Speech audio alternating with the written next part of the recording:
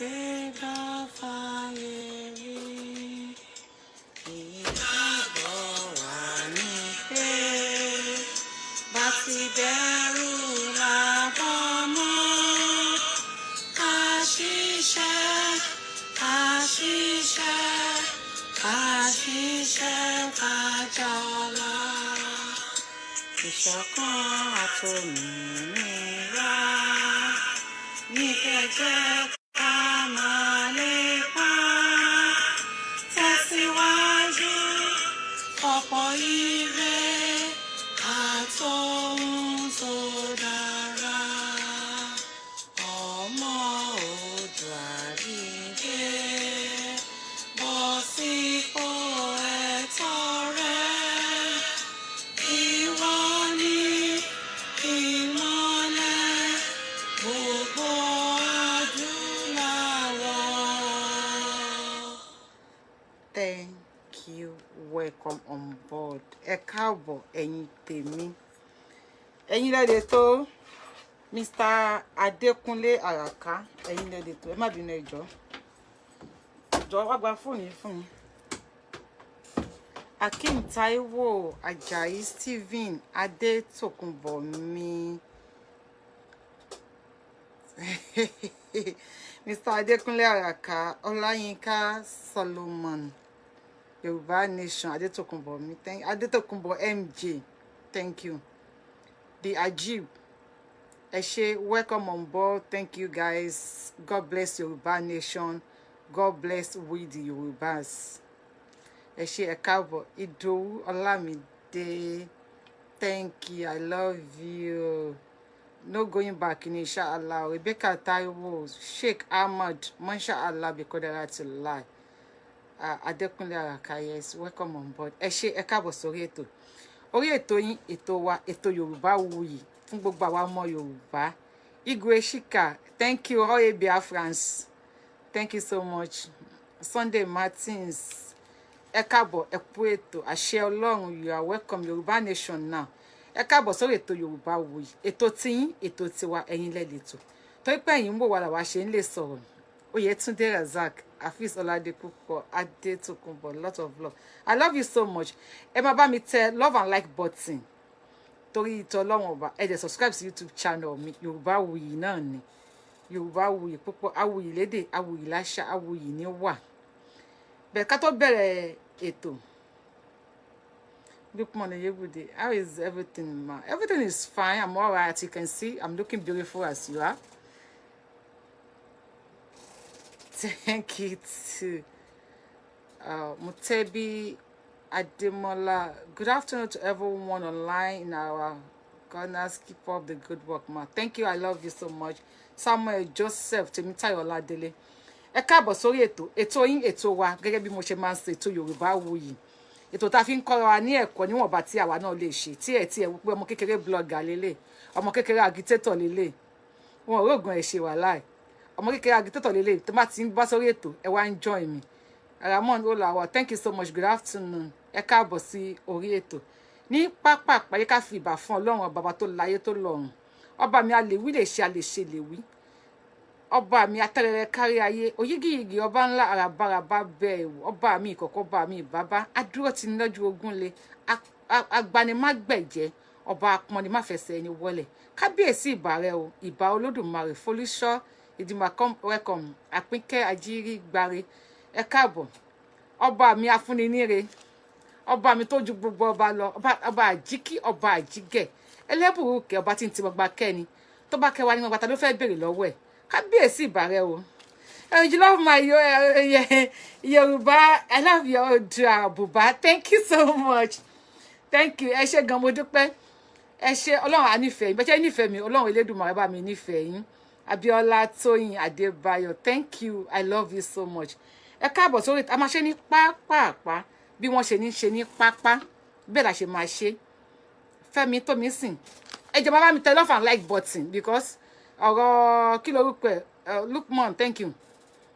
Ọ̀rọ̀ Facebook ò yé mi, táwọn èèyàn bá ń wo show mi wọ́n tún máa reduce àwọn viewers mi. Ẹ bá mi tẹ love and like button. Èyí tẹ́ bá dé ti subscribe sí YouTube channel mi, kò ná yín nìkan kan, Yorùbáwùyí náà ni. Ẹ bá mi subscribe. Ọlọ́run á bless yín, Ọlọ́run á pẹ̀lú, Ọlọ́run á dúró tì ẹ ní dààmú. Ẹ jọ̀ọ́ mo sáré wo program kan ní àná. Lórí program ọ̀tọ̀ ní program tó mo fẹ́ ṣe léni but mo include the program yẹn mọ́. Ẹ bá mi hashtag Mr. Olayomi Koiki. Thank you, I love you so much. Adetokunbo, mi náà nífẹ̀ẹ́ yín, àbí bàbá Yomi. Ẹ bá mi ta hashtag Mr. Koiki. Ẹ hashtag Sister Maureen. Ẹ bá mi hashtag Olóyè Sunday Igboho àti gbogbo agitators pátápátá. Àwọn ni mo fẹ́ bá jà ní èní. Kì í dẹ̀ ṣe pé ìjà, a fẹ́ bára wa sọ̀rọ̀ ọmọ ìyá ni. Ọmọ ìyá sọmọ ìyá mo fẹ́ bá wọn sọ. Èmi mi ṣe full time agitator. As you can see, ẹ̀ẹ̀kan, bóyá ẹ̀ẹ̀kan lọ́sẹ̀ ni mo ń jáde. But lẹ́ni mo wo show Sister Maureen lánàá. Later mo padà lọ wo show Olayomi Koiki. Ẹ jọ̀ọ́, ó mo sọ pé nínú kíni mi pé nobody is useless. Nobody is useless. Èèyàn kọ́ pẹ̀ sórí show Sister Maureen. Ó ní pé ohun mọ̀kan tí ìjọba ń ṣe. Agbógun Gbòòrò Adébáyọ̀. Thank you, sir. Ẹ ṣé mo dúpẹ́ Yetunde Razak, Natin Akinbiyi, Ogidan Mayo. Mi lè poko gbogbo wa tán. Ẹni yẹn pẹ̀ sórí shop Sister Maureen. Ó ní ohun mọ̀kan tí ìjọba location 9 ṣì ń ṣe. Tí wọ́n ti gbé Olóyè Sunday Igboho. He should have been in jail by now. Ẹ jọ̀ọ́, ṣé lóòótọ́ ni pé yẹ kí Olóyè Sunday Igboho wà ní jail by this time?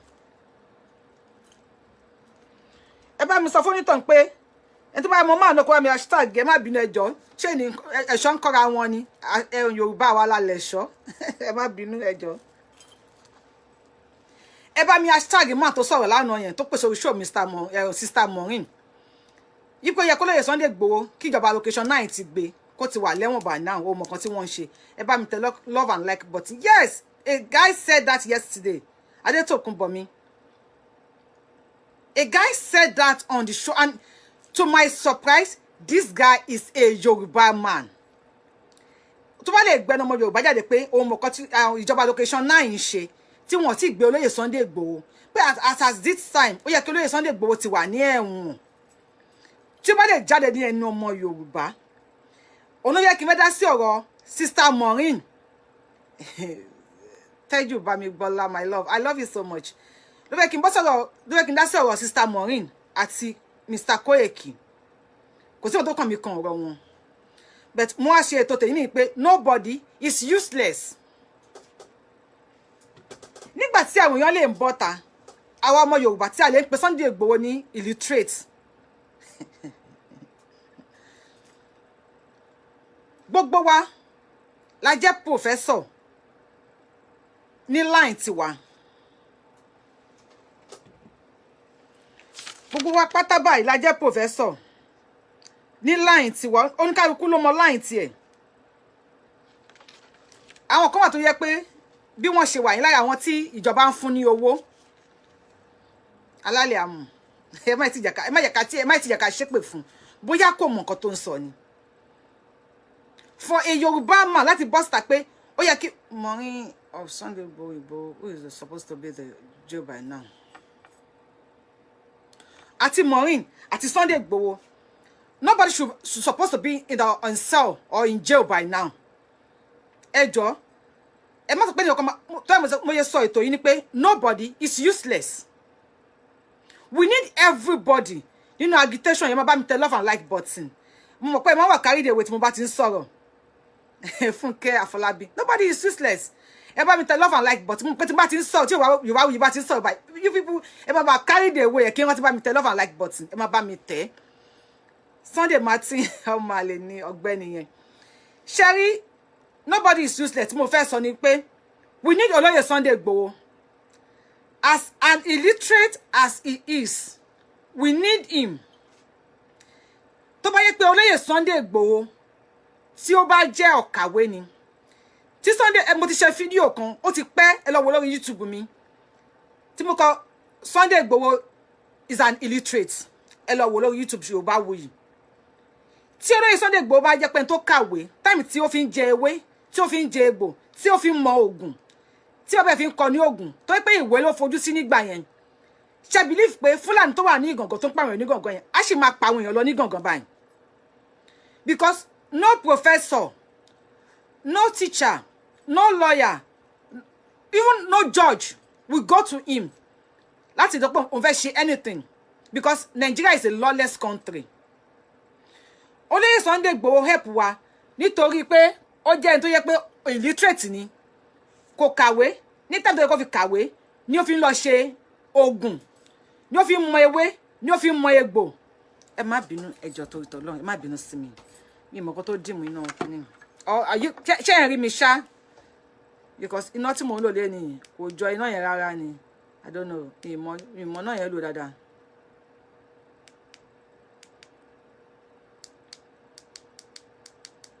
Ẹ má bínú sí mi oh ṣé ẹ̀ rí mi báyìí ara nǹkan tá à ń sọ nípa illiteracy nìyẹn o ṣé o pé illiterate lèmi náà yeah I'm an illiterate now ṣé ẹ mọ̀ ni oh my god ṣé ẹ ń rí mi ṣá iná ìmọ̀ àwa fún mi ní fọ́kọ̀pù lẹ́ni yìí o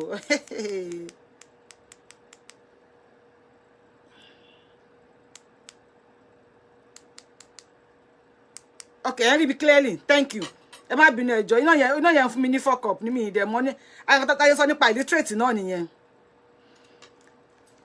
So Olóyè Sunday Igboho tó bá yẹ pé Olóyè Sunday Igboho time tó fi ń jẹ ewé tó fi ń jẹgbò tó bá yẹ pé ìwé ló ń kà ní ṣé mọ̀ pé nobody tó máa lọ lé ọmọ Fúlàní yẹn kúrò ní Ìgàngán bẹ́ẹ̀ kẹ́lẹ́ bá mi kọ yẹn sílẹ̀ ní number 1 nìyẹn tí Olóyè Sunday Igboho tó bá jẹ́ pé ó lọ ń kàwé ó lọ sí school ni kò ní ráyè àti jẹ ewé àti jẹgbò dípò tó máa fi lé Fúlàní tó wà ní Ìgàngán kúrò ń bẹ̀ ẹ bá mi ṣe yẹn ní ení tí Olóyè Sunday Igboho bá jẹ́ ọ̀kàwé tí ó mọ̀wé tó lọ sí school dáadáa bóyá báǹkì ló ti ń ṣiṣẹ́ kò sí nǹkan tó máa kàn níkan pé wọ́n pa èèyàn àbí táyíkà kan òró ń jẹjẹ tí Olóyè Sunday Igboho bá jẹ́ tó kàwé dáadáa níbi tó mọ̀ nípa àwọn olóṣèlú Nàìjíríà dé maybe he will have been one of the senators one of the governors in Yoruba land and he will be heartless he will be careless about me and you.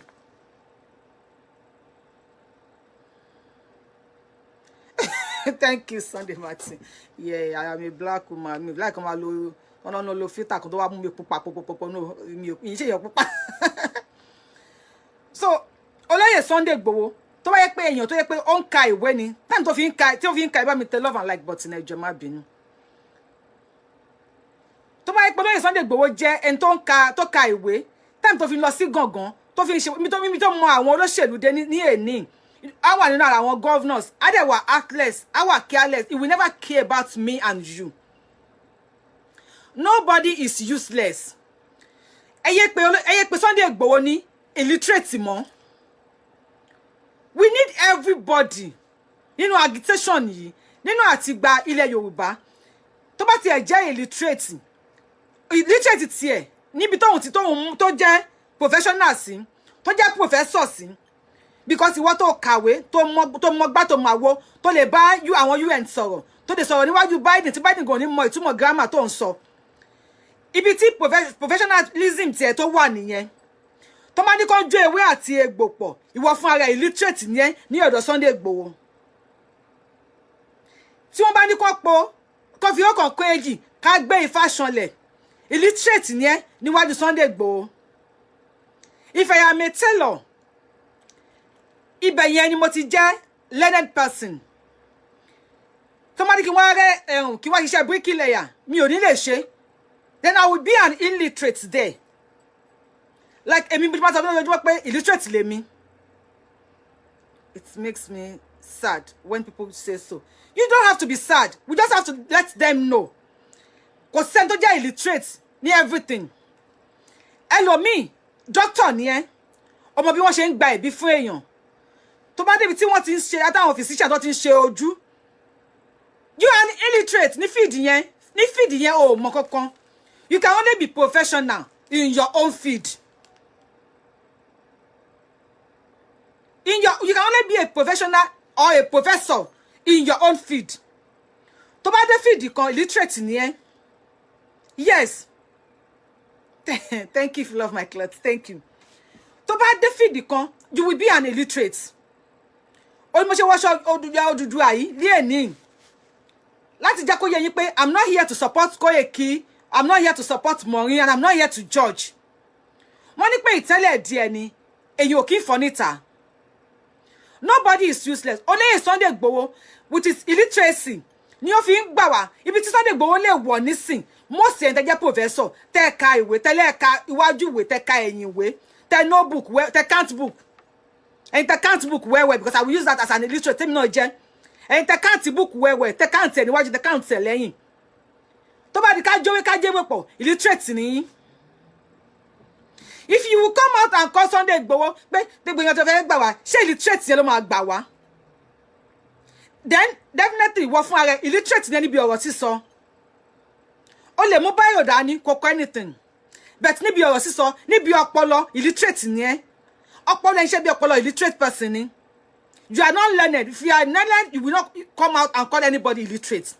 And for you saying pé Olóyè Sunday Igboho yẹ kó ti wà lẹ́wọ̀n nísìn ó mọ̀ kan sí àwọn ìjọba Nàìjíríà ń ṣe. That means you are an ingrate.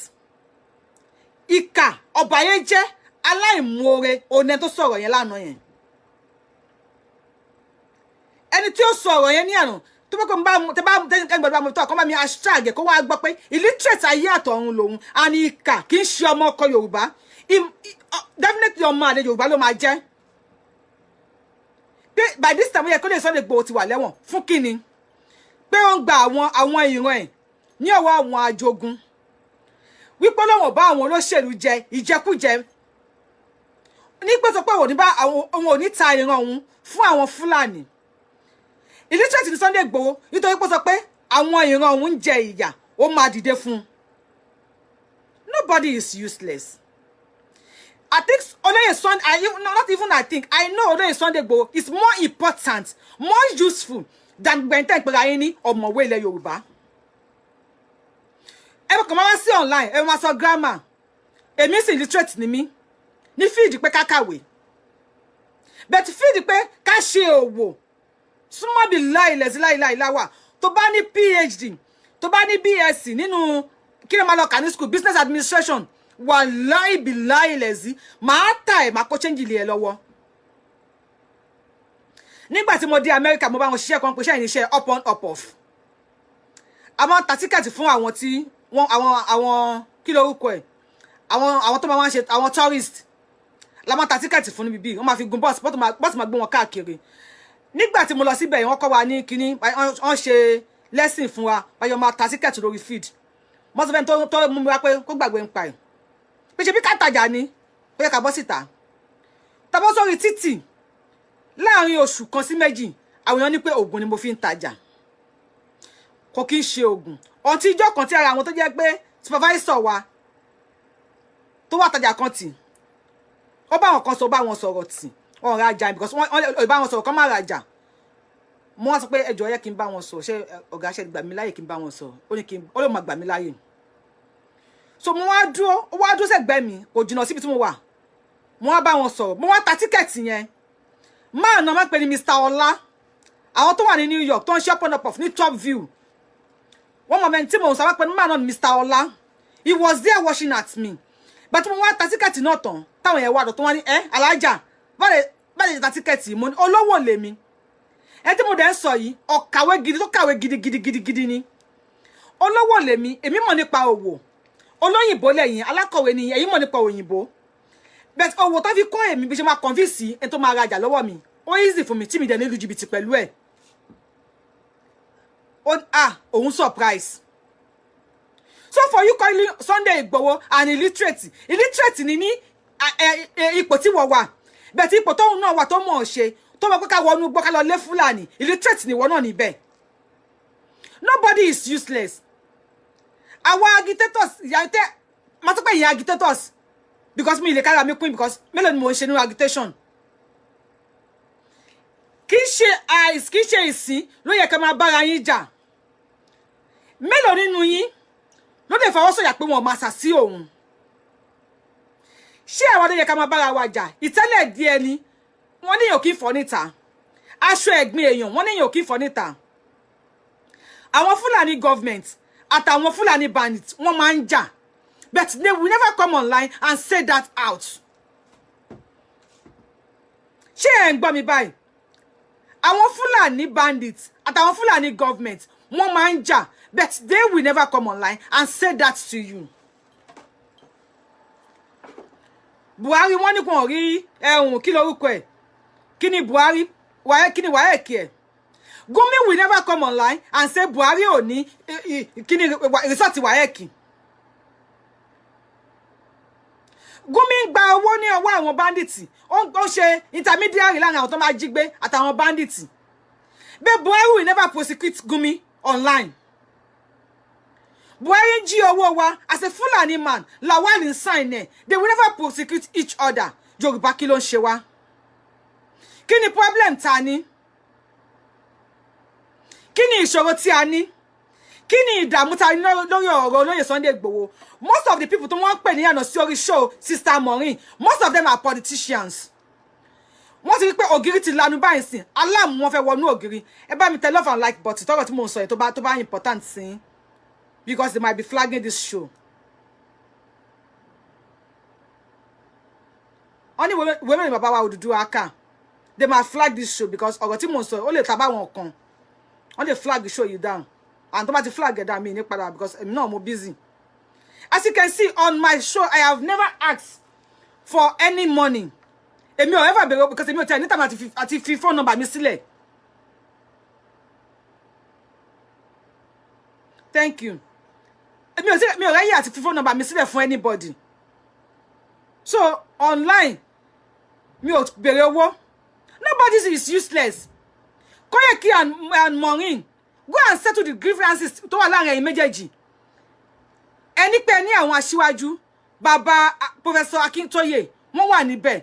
Àwọn tí ò Professor Akintoye, àwọn Ìjìnlẹ̀ Makosi, àwọn Citizen AY, àwọn tí wọ́n jí àgbàlagbà, wọ́n wà níbẹ̀. Tí Maureen bá ṣe Koyeki, kí Koyeki pè Maureen.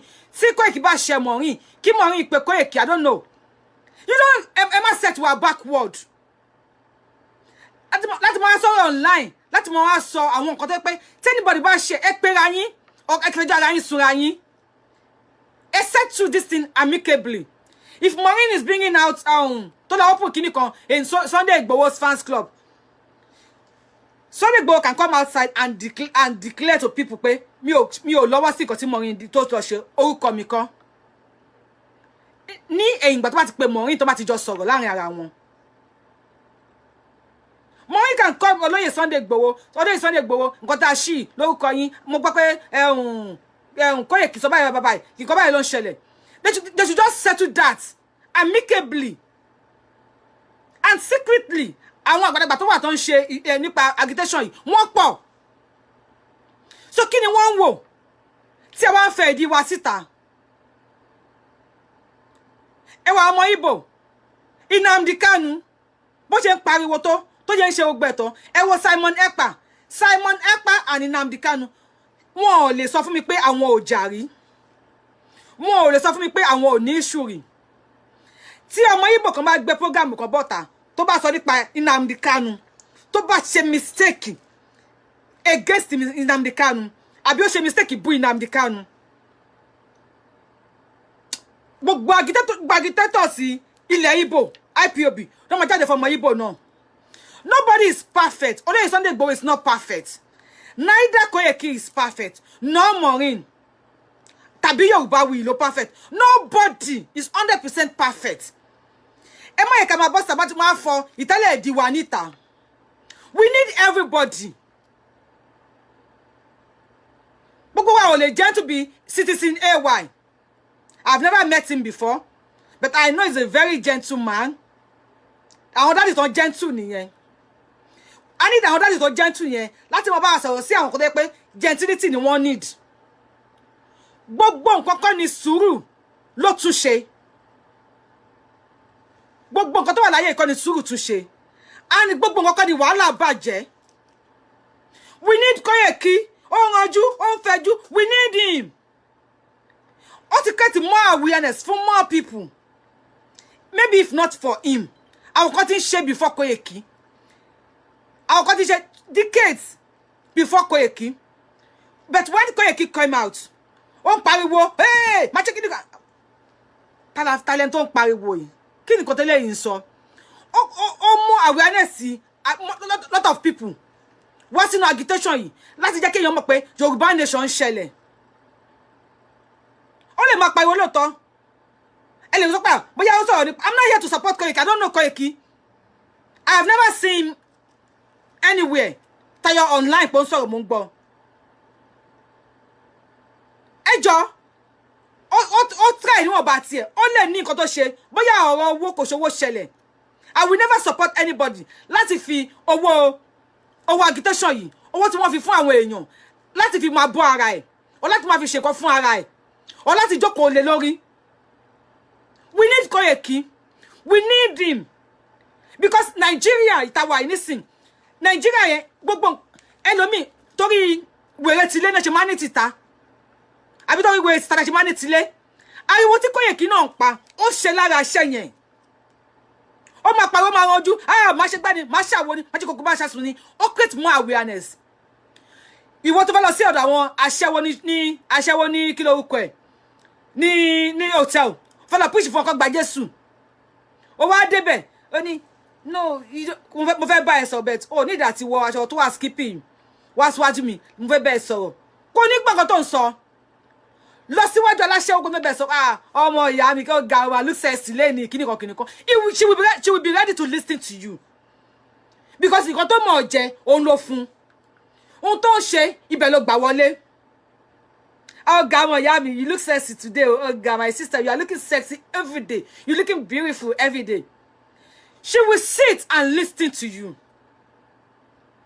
Ó fẹ́ lọ sí garage fẹ́ lọ bọ́ mọ̀ta sọ̀rọ̀ ó wá ní ṣẹ́pẹ̀tẹ̀ gbé dání yẹn ẹ kọ́kọ́ gbé lẹ́nà ẹ̀sìn wa ò gbà wá láyè láti bá yín sọ̀rọ̀ and again mi ò lè fẹ́ jókòó tì yín láti máa bá yín sọ̀rọ̀ pẹ̀lú ṣẹ́pẹ̀tẹ̀ mú yẹn ẹ máa bá mi gbé ṣẹ́pẹ̀ yẹn sí ibì kan náà ká tó ráyè sọ̀rọ̀ he will never listen to you. bẹ́ẹ̀ tó lọ́dọ̀ ẹni tó wà ní garage ó fẹ́ píṣì ẹ̀sìn fún àwọn ọ̀gá ọmọ ìyá mi ewu lẹ tún mú yìí ọtí náà ni ọlọ́ọ̀bá mi yọ yan láàṣàánú yín ẹ jẹ́ àsọ̀rọ̀ rẹ̀ sí ni mo mú wá fún yín ìgbàlà Jésù ìkéde Jésù ni mo mú wá fún yín tànábì mo wá ṣàlàyé fún yín.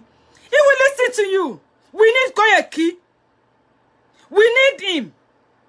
Ọlọ́pẹ́ máa ń pariwo ó jẹ́ oníjàgídíjàgan bí ẹ ṣe ń pè ló ṣe rí àwọn èèyàn mobilize because wọ́n ti sọ gbogbo wa di oníjàgídíjàgan nílẹ̀ Yorùbá ẹ má bínú pé tí mo bá lè máa ka àwọn kọ́mẹ̀ntì yẹn síta. Wọ́n ti sọ everybody di oníjàgídíjàgan ní ilẹ̀ Yorùbá àwọn ọmọ wa wọn ò jẹ́ kí wọ́n ronú pé àwọn fẹ́ jẹ́ anything. We need somebody like Koyeki láti bá wọn sọ̀rọ̀ ní tó máa ṣẹlẹ̀ yìí ọmọ ṣe kíní kan ní they will listen to him. That's what they want to hear. And after bringing them to the Yoruba nation he will let àmọ́ wá nídìí àwọn tí Koyeki bá ti fi kirikiri tó fi kọ́ wá sínú Yoruba nation àmọ́ wá nídìí àwọn èèyàn bíi Citizen AY Ìjìnlẹ̀ Marcus àwọn tí wọ́n mọ ọ̀rọ̀ tútù sọ dẹ́ máa fọ̀rọ̀ tútù bọ́ wọn ipe ẹ̀yin ọmọ yìí life 10 lo ìkọlà fẹ́kẹ̀ máa lò ẹ bá mi tẹ love and like button wọ́n ti viewers mi wọ́n ti ń gẹ̀kù ẹ jẹ́ bá mi tẹ love and like button mo bẹ̀ yín ni káwọn èèyàn lè bá ẹ bá mi share program yìí ẹ bá mi share ẹ bá mi uncle bá mi share program yẹn sí kíní. So I need àwọn bí Koyeki láti pariwo láti fẹjú láti fẹ fún láti káwọn èèyàn wọ Yorùbá nation tó bá kó wọ Yorùbá nation tán a máa wá nídìí àwọn baba Citizen AY a máa nídìí àwọn Ìjìnlẹ̀ Marcus Ìjìnlẹ̀ Marcus náà máa ń sọ̀rọ̀ jẹ́jẹ́jẹ́jẹ́ and wọ́n bàbá kan bá tó máa ń sọ̀rọ̀ quietly wọ́n máa ń ṣe kí lórí ìṣẹ̀ṣe làgbà a nídìí àwọn bàbá bẹ́ẹ̀ yẹn láti wọ́n sọ fún àwọn ọmọ yẹn pé ẹ̀yin ọmọ wa o life tó yẹ kẹ́ ẹ máa lò òun kọ́ lẹ̀ ń lò yìí life yìí kọ́ lẹ̀ máa lò àwọn iná máa wá bá wọn sọ̀rọ̀ Koyeki ti ṣiṣẹ́ tiẹ̀ Ọlọ́run jẹ́ kó ti ṣiṣẹ́ parí ó ti ṣiṣẹ́ yẹn ó ti fi gúnlẹ̀ síbi kan nìyẹn then àwọn tó yẹ pé wọ́n jẹ́ gentle people ọmọ wa bọ́ta ọmọ wa bá wọn sọ̀rọ̀ báyìí ló yẹ kẹjẹ máa ṣayé báyìí lè ṣe lè ṣayé tó ṣe lè dá Koyeki ó lè níbi tí ò ti dá wọ́n sọ̀rọ̀ owó kò sówó ẹ má yẹ kí àwọn olóṣèlú máa wò pé àwọn people yìí owó ló lè dá àárín wọn rú yes tọ́bá ti ń pariwo ọjà lórí Koyeki kówó tí Koyeki bá kówó jẹ ẹ pè sí àárín ṣé Koyeki lórí 8 ni àbò lórí 6 ẹ pè sí àárín àwọn èèyàn ẹ jẹ́ kó yé pé Koiki kan tó ṣẹlẹ̀ lẹ́yìn ẹ tú ìdí ẹ̀ fún àwọn ẹ fún ní àwọn evidences pé ibi tó ti owó tó báyìí kì í ṣe orí line ẹ̀ ti máa sọ àwọn olóṣèlú yìí wọ́n ní indoor meeting wọ́n lọ ṣe indoor meeting lórí wa wọ́n yí gbogbo táwọn bá ti fẹ́ ṣe outdoor láti máa ṣe online because Facebook is for everybody it's not like that ẹ má bínú ẹjọ́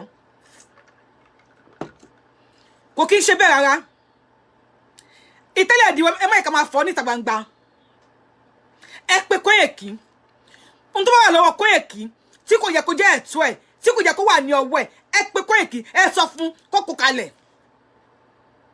Àjàbí ogún ilé kò lè mú èèyàn ọgbọ̀n kò sí bí Koiki ṣe lè burú tó àwọn bàbá kan tó máa sì tẹ̀dá pé jókòó síbẹ̀ yẹn nǹkan báyìí la fẹ́ sọ ẹ pé àwọn tó bá pẹ́ lè pè tí wọ́n lè bá Koiki sọ kò kí ṣe pé ìtàwọn padà ti máa sọ we need Koiki we need Koiki we need him ọ̀nà tó bá rìn orí fífọ́ orí bíbẹ́ kọ́ lóògùn orí fífọ́ ọ̀nà tó bá rìn ọ̀nà tí Koiki rìn tí ò dá lélẹ̀ ibẹ̀ yẹn là ní fi sí ibẹ̀ yẹn la máa gbà lọ́wọ́ ẹ̀ tá à ní jẹ́ kó continue níbẹ̀ yẹn no we don't want you that side we sit down in a round table we sit down in a round I'm not here to judge Olaniyi Olajude if Koiki is not doing anything bad I don't know I'm not here to judge I'm not deeply into the agitation tó gbé mi lé the agitation yìí gan I don't even know tó gbé mi tí mo fi ń sọ̀rọ̀ báyìí but I'm a very busy person tó gbé mi tí mo ṣe agitation yìí I don't know people be like pé àwọn alálẹ̀ ti fọwọ́ bá wọn náà ni so be it Koiki has tried a lot nínú agitation yìí tó bá níbi tó ti hùwà tí ò dá ẹ pè sí ní meeting yín èmi ò ní meeting mi ò lẹ́gbẹ́ tó mi ṣe fi nọ́mbà mi sí orí line ẹ pè Koiki ẹ sit ẹ down ni we need Koiki we need Maureen Badejo because wọ́n nígbà tí wọ́n ṣe account njọ́ tó gbowó njọ́ wo owó PayPal àbí kí wọ́n sọ pé wọ́n gbà àbí GoFundMe she was able bí mo ṣe gbọ́ she was able to return the money she was able to make accountability of owó yẹn so we need Maureen Badejo if she can be able to do that I need that way to yẹ pé wọ́n need that accountability fún wa so that is where Maureen should come in Maureen should come in here because about this power owó dé a ti mọ̀ pé Maureen wo ni kolo náà wá ṣe àkáǹtì owó tó wọlé fún wa tó náà bá jí bẹ́ẹ̀ tí ó bá jí I don't know and I don't want to know because olówó olówó dé I don't mi fẹ́ dá sí but láti mọ̀ wá ṣe a program kí àwọn máa sọ pé oye Sunday Igboho that illiterate ṣe bó sọ pé òun lóògùn ni ó yẹ kó lọ sáso ọ̀rọ̀ kìíní kó sọ Buhari dẹ̀dì yẹ kó ju Buhari sínú polybag kó máa gbé Buhari bọ́ọ̀dì sọ́kà kó máa ṣe kíni ọ̀kìnì kan ẹ má yẹ ká fi ẹnu àbùkù kan olóyè Sunday Igboho ẹ má yẹ ká fi ẹnu ẹ̀tẹ́ kì í ṣe ẹni ẹ̀tẹ́ kì í ṣe ẹni àbùkù olùgbàlà ni Jésù jẹ́ olùgbàlà ọmọ aráyé fún àwọn Kristẹni ànábì mọ́ sàṣẹṣàrà àwọn olójó ìgbàlà aráyé fún àwọn mùsùlùmí olùgbàlà wa Yorùbá ni Sunday Adéyẹmọ Ìgbòho Òòṣà I call him the Pathfinder yes ìgbà tí mo kọ́ gbogbo aṣọ yìí first time mo kọ́ máa wọ aṣọ yìí láti fi sọ̀rọ̀ agitation mo ní olóyè Sunday Igboho pé mo fún ní oyè ààrẹ ajagunlànà ilẹ̀ Yorùbá pé ààrẹ ajagunlànà ilẹ̀ Yorùbá ni mo sọ èmi ni mo fún ní oyè yẹn pé tí yóò wá dé ṣọba ti délé rẹ̀ tá wá sí Nàìjíríà báyìí máa kọ́kọ́ ja gèlè báyìí pé ààrẹ ajagunlànà ilẹ̀ Yorùbá o èmi ni mo fún ní oyè yẹn so for anybody to come out mi fẹ́ bú anybody ní èní to come out online láti máa sọ pé that illiterate tó bá ní ògùn kó lọ sí Aso Rock ìwọ tó wà illiterate tó dẹ̀ mọ̀wé ó dẹ̀ bá wà kọ̀wé sí àwọn tó pé wọ́n lè gbà wá nínú oko ẹrú burúkú yìí if truly ó jẹ́ èèyàn tó jẹ́ pé ó kì í ṣe illiterate ó dẹ̀ ní ọpọlọ ó kì í ṣe akàwé márìíṣẹ́ tí mọ nọ́mbà ọkọ̀ tí ò bá jẹ́ pé ẹni tó pé useless learned human being ló jẹ́ you will never come online and say illiterate ni Sunday Igboho why tó gbé kò mọ western education if I would say Sunday Igboho I would call him a learned person a graduate a degree holder a master degree holder a BSc holder he have everything it takes to be a Yoruba woman yes And it's a Western education. Come on, work illiterate. He has everything, every degree it takes to be a Yoruba man. Tino ba ran yan sin, o mo we atebo to le lopo, tino e ma fi lo. O lọ sí gangan, o lọ le Fulani gangan kuo. Kì í ṣe biro àti pencil lo mu lọ. Àbí ogbe Wọlé Ṣóyínká sẹ́yìn lọ síbẹ̀ ni. How dare you come online and say he's an illiterate? I hate cheating. Tí yo bá ń ṣe nǹkan, tí yo bá ń ṣe nǹkan dáadáa fún yín, tí ẹ ò bá mọ̀, ẹ gbé ẹnu yín sínú akóló yín, ẹ má tún wá bọ́ síta láti wá sọ̀rọ̀ sí. We need Koyeki. We need him. Impact say no one there. I'm not supporting Koyeki. Mo repeat it. Because nípa Olówódé, mi mo ma ye jo nse láàrin ara wọn. But if there's anything like that, nípa Olówódé, you guys should call Koyeki to order. Ẹ pé àwọn ọmọ Ìgbò ń bára wọn jà. Àwọn náà ṣe àkáǹtì wọn, kò síbi tí owó wà, tí wàhálà ò ní sí ńbẹ̀. And all these people, all these our politicians, our àgbàlagbàs, they will know your weak point. On the weak point in your war, they might stand up one day. Could they be 200 million? Saying, "Oh my God, my ija," because that's a weak point in or warning. Oh my God, my ija. Then the agitation will stop because ebi mabu Maureen mabu Koyeki mabu Teni Omologo, Teni mabu Dara, Teni mabu Ijile Marcus mabu Oshatola. Nobody is useless. Even my boss say, "When Koyeki, o se kini e bara yin so labele." Maureen lo mo account se, owó tó gbé lọ, o account. We need Maureen. We need Oshatola Adeniyi. We need her. Oshatola ko mo we ko. CUN. Oshatola ó lè jẹ́ pé ó kàwé tiẹ̀, because I know she's learned. I think she's a professional nurse. But she believes in Ìṣẹ̀ṣe. She believes in Kárúbọ, Káṣètùtù, Kábí àwọn alálẹ̀ lọ ní Ọ̀wẹ̀. And this thing is helping us. Ìṣẹ̀ṣe, ìrúbọ, ó help wa. That is our part. A ò lè gé Oshatola sẹ́gbẹ̀ẹ́ kan pé we don't need Oshatola. Oníṣẹ̀ṣe ni. She always talk about ebo. I am a Muslim. Mi fẹ́ ní ọ̀kan ṣe pẹ̀lú Oshatola. I am a Christian. Oshatola mi fẹ́ bá sọ̀rọ̀. Ó ti like Oṣàjù. Ó ti like ẹbọ ríru jù. We need Oshatola. Nobody is useless. We need everybody. Oshatola ń kọjú à nígbà tí kíní yìí ń gbóná tí àwọn èmi àti ẹ̀yin kọ̀ọ̀kan tí a lè fèsì àwọn ọba yẹn. Oshatola ló ní ìgboyà láti fèsì àwọn ọba. We need her. We need everybody. Ẹ má kí àwọn olóṣèlú wò pé àárín wọn ti ń dàrú, ẹ ká máa gbàbẹ̀ wọlé. Àwọn ọmọ Ìgbò náà ń jà, àwọn Fúlàní àtàwọn bandits náà ń bára wọn pọ̀ lábẹ́lẹ̀. Wọn ò gbé wá sọ online wá fún yín. We need everybody. Èpè ahọ́lẹ̀ ọ̀nà òpè ahọ́lẹ̀. Kò sí ọ̀tọ̀ kan mi kò èpè ahọ́lẹ̀. Anybody tó bá wùn lè ṣe pé. Ogun ló máa ṣìyàn mú. Èpè ò kì í ṣìyàn jà. Èyàn lè ṣe pé lórí irọ́, èyàn lè ṣe pé lórí òótọ́. I don't care. All I know is we need everybody tó bá ti jẹ́ ọmọ Yorùbá. Àjọyọ̀ tá à ń ṣe lọ́wọ́ yìí. You can come out. Kí ni mo lè ṣe? Lọ́rọ̀ tá à ń ṣe lọ́dọ̀ àjọyọ̀ tó ń ṣe kí ni mo lè ṣe o? Ṣé mi náà lè sọ̀rọ̀? Okay, mi lè sọ̀rọ̀. Ṣé mo lè bọ́ síta mo lè jagun. Okay, mi lè jagun. Okay, àdúrà ni mo mọ̀ ṣe. I saw an Eleha woman.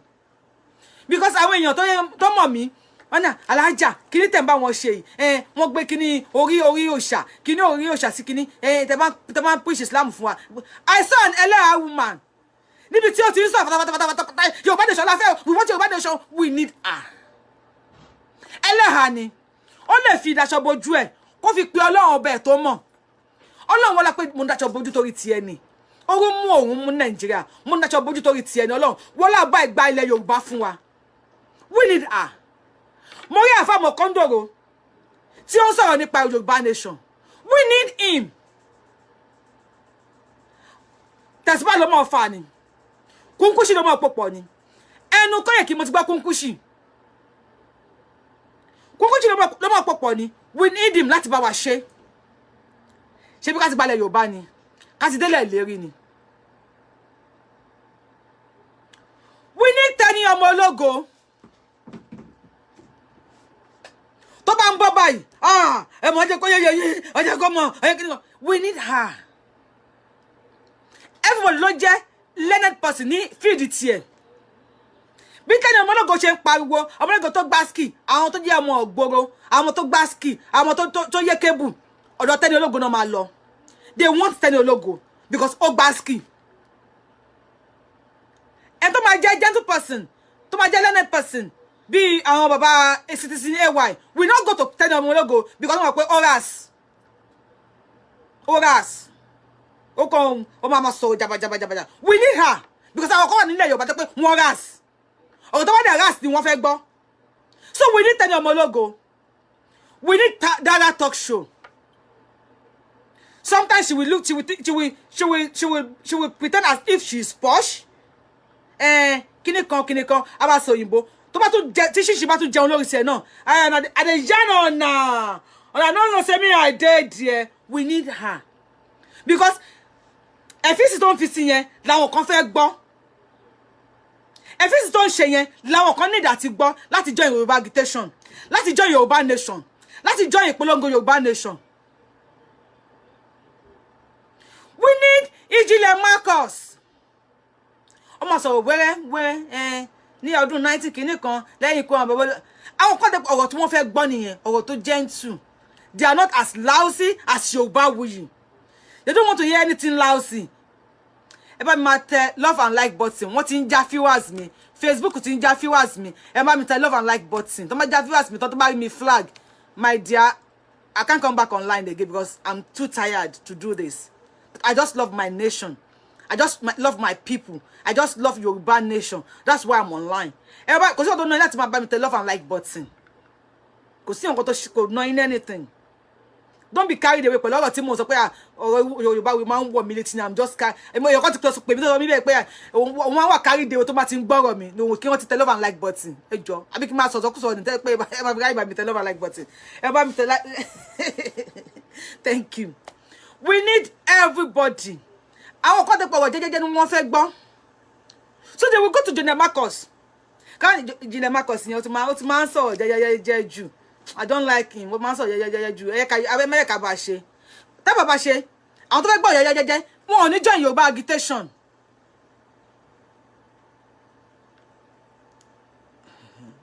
Yes, we expose ourselves too much. We need Ọmọ Badero, Mayegun Ọmọ Badero. The Buhari din, the Buhari didn't. Buhari did not do, the Buhari did that. Only you must follow Mayegun. Because the first day to come across the show here, the Buhari din, the Buhari didn't. The Buhari did that, the Buhari did not. Mo pe wo tún lọ ní the Buhari shuku kini kan, the Mumu Madus, the Bele lecturers. Mo pa ó dà pé ẹni yìí náà ohun tó ń sọ yẹn mi fẹ́ gbọ́ because èmi náà ras yes mo ras I'm not posh so I will not expect anybody to make me posh check Facebook ti ń já viewers mi ẹ jọ̀ọ́ mi tẹ love and like buttons ẹ share ẹ káwọn èèyàn rí pé mo ń sọ̀rọ̀ so Mayegun Ọmọ Badero tẹ́ bá rí show ẹ̀ nsìn àwọn Igbo no máa ń pọ̀ níbi show ẹ̀ tó bá pé àwọn Igbo wọ́n jẹ́ pé ó jẹ́ bí America ni wọ́n ti hijack Mayegun kò lọ́wọ́ wa. They would have hijacked him. Ati don't want to fún nationalism ilẹ̀ Igbo. Ati nationalize ilẹ̀ Igbo. That is how we lose our prominent people because we don't value what we have. When I call elite people, who are the elite people? Èmi àti yín ni. Oníkálùkù ló dá ní feed tiẹ̀. That is where we need Mayegun Ọmọ Badero. Because àwọn kan fẹ́ gbọ́ nǹkan tóun náà ń sọ. So we need Koiki. We need our brothers. Tí àwọn olóṣèlú ń pè ní thug. Tí mi máa ń pè wọ́n ní thank you Shola, I'm communicating. Tí mi máa ń pè wọ́n ní my brothers. We need them. Yes, wọ́n lọ ṣí bọ́dà níjọ́ wo. Ohun tí ó fà tí àwa Yorùbá tí àwọn ṣe gbọ́dọ̀ bára wa jà nìyẹn. Àwọn brothers mi lọ ṣí bọ́dà níjọ́ wo. ṣé mọ̀ pé àwọn Fúlàní wọ́n ti lọ ti bọ́dà yẹn padà wọ́n ti wá kó àwọn military síbẹ̀ báyìí kò ṣe ìmọ̀ ẹni ọkàn tayọ ìmọ̀ àwọn àgbàlagbà Yorùbá pẹ̀lú àwọn Fúlàní because wọ́n fẹ́ 2023 election wọ́n fẹ́ 2023 presidency èmi àti yín là ní jẹ́ kó bọ́ sí thank you I love you also Mr. Abebi èmi àti yín là ní jẹ́ kó bọ́ sí àwọn àgbàlagbà yìí wọ́n ready láti ta everybody wọ́n ready láti ta àárín wa rú tí Maureen àti Koiki bá fara wọn po wàhálà ṣé Maureen lè bọ́ síta kó fọwọ́ sọ̀yà pé wọ́n àtàkì òun rí wọ́n ọ̀sà sí òun rí òun ò rí fìrìfìrì rí àbí Koiki tó yẹ pé òun máa la rí mọ́lẹ̀ bá wọn pọ̀ ni pé kó wá bọ́ sọ̀kọ́ sọ fún mi pé wọ́n àtàkì òun rí kó wá sọ fún mi pé wọ́n ọ̀sà sí òun rí tí wọ́n bá Koiki po gbọ̀ngàn náà tí wọ́n bá Maureen po gbọ̀ngàn náà èmi Yorùbá wuyì ẹlẹ́ẹ̀kan lójúmọ́ ìgan I know what I'm going through nípa agitation Yorùbá nation tó yẹ pé Ọlọ́run àtàwọn alálẹ̀ ní kò jẹ́ kí ẹ̀mí kọ̀ọ̀kan wa tó ti bọ́ tẹ́lẹ̀ ọmọ ológo wọ́n ti lè fi mọ́tò gbárí tabarin àtàǹṣe agitation yìí bó ṣe ń dùn lẹ́ ṣe ń wò wá yìí tabarin a máa ń wẹ̀yìn wò lẹ́ẹ̀mẹ̀wàá ni nínú wa yìí mi ti gbàwẹ̀ inú ẹ̀ ti fálá so why who is this? Why can't Yoruba why don't you want Yoruba to be president of 2023? Thank you. You're gonna see law inbox me say pé kí ló ti mi fẹ́ kí Yoruba the president 2023. Thank you, my brother. I will not support any, even my father in his grave. If he wake up today and he said he want to be Yoruba presidency in Nigeria in 2023, I will never support him. I love the question you asked me. Thank you for asking me that question, Mr. Rotimi.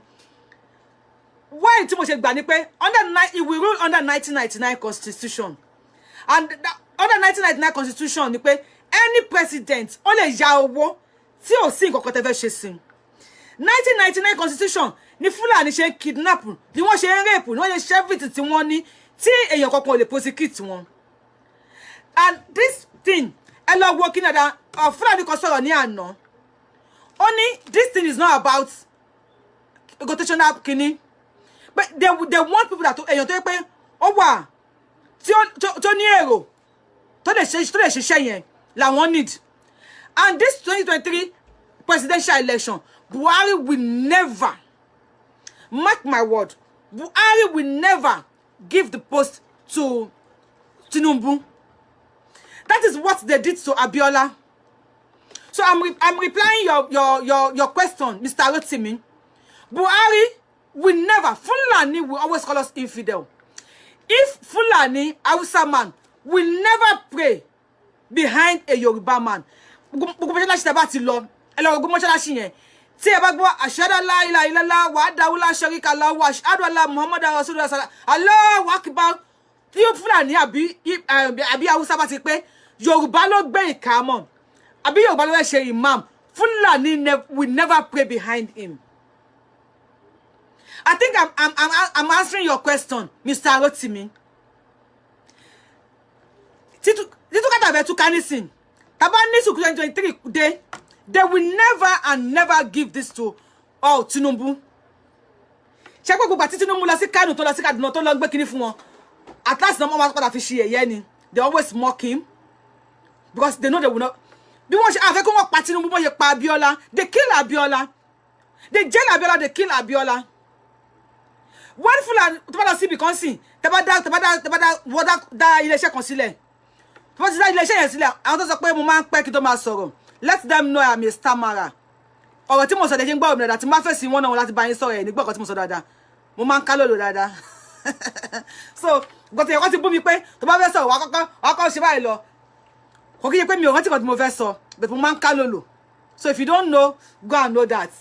So tó máa bú mi next time. Ó ní bú mi pé tó bá fẹ́ sọ̀rọ̀, mo máa kọ́kọ́ ṣe kíni lọ. Wá bú mi pé ìwà ká lolo yìí.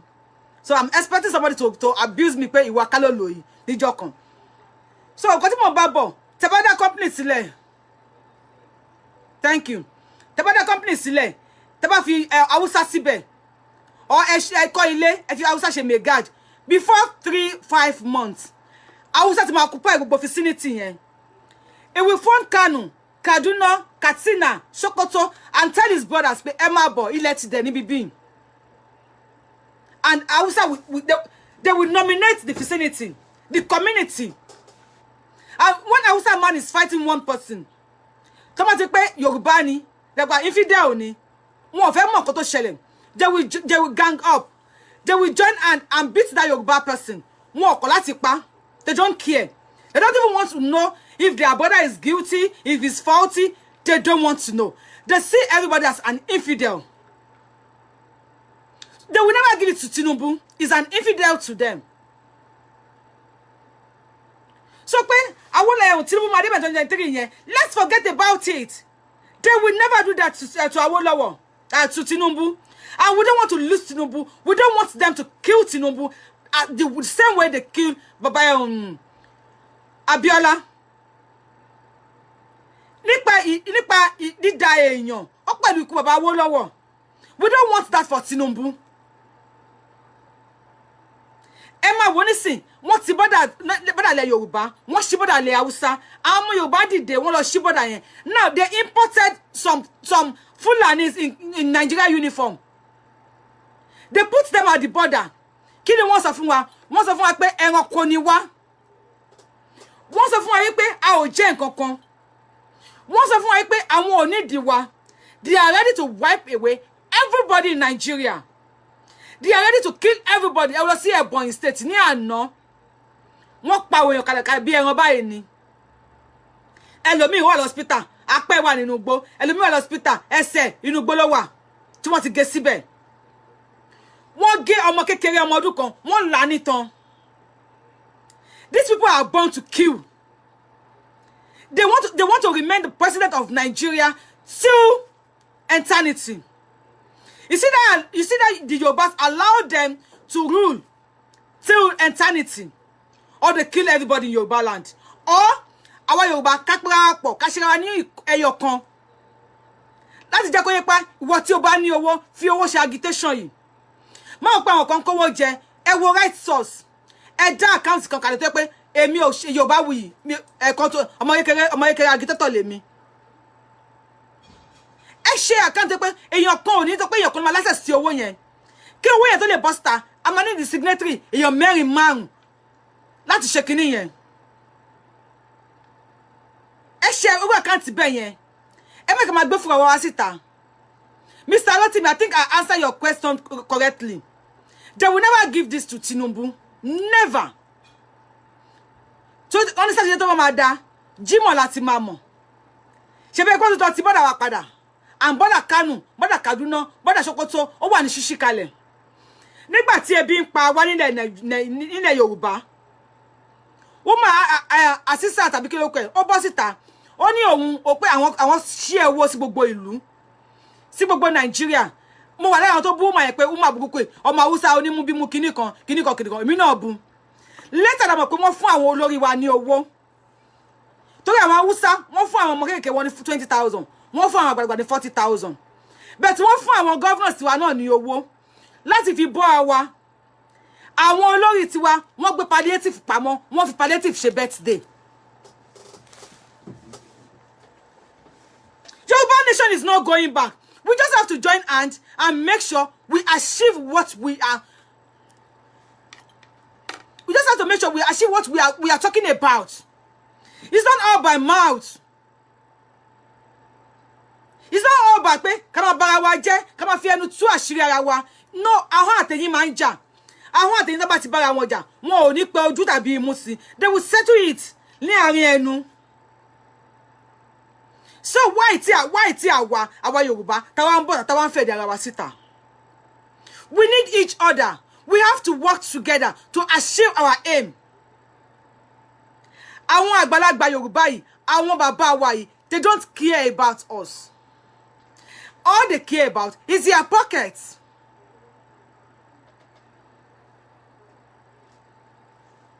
Yes, they have closed the border again. They have closed the border again. They want to work our military síbẹ̀. But anybody bá ti débẹ̀, kí wọ́n shoot there. You said, my sister, it's time for action. Yes, it's time for action. Then action will have ṣe. Nígbà tí èmi àti Òṣàtọ́lá jọ ń búra wa.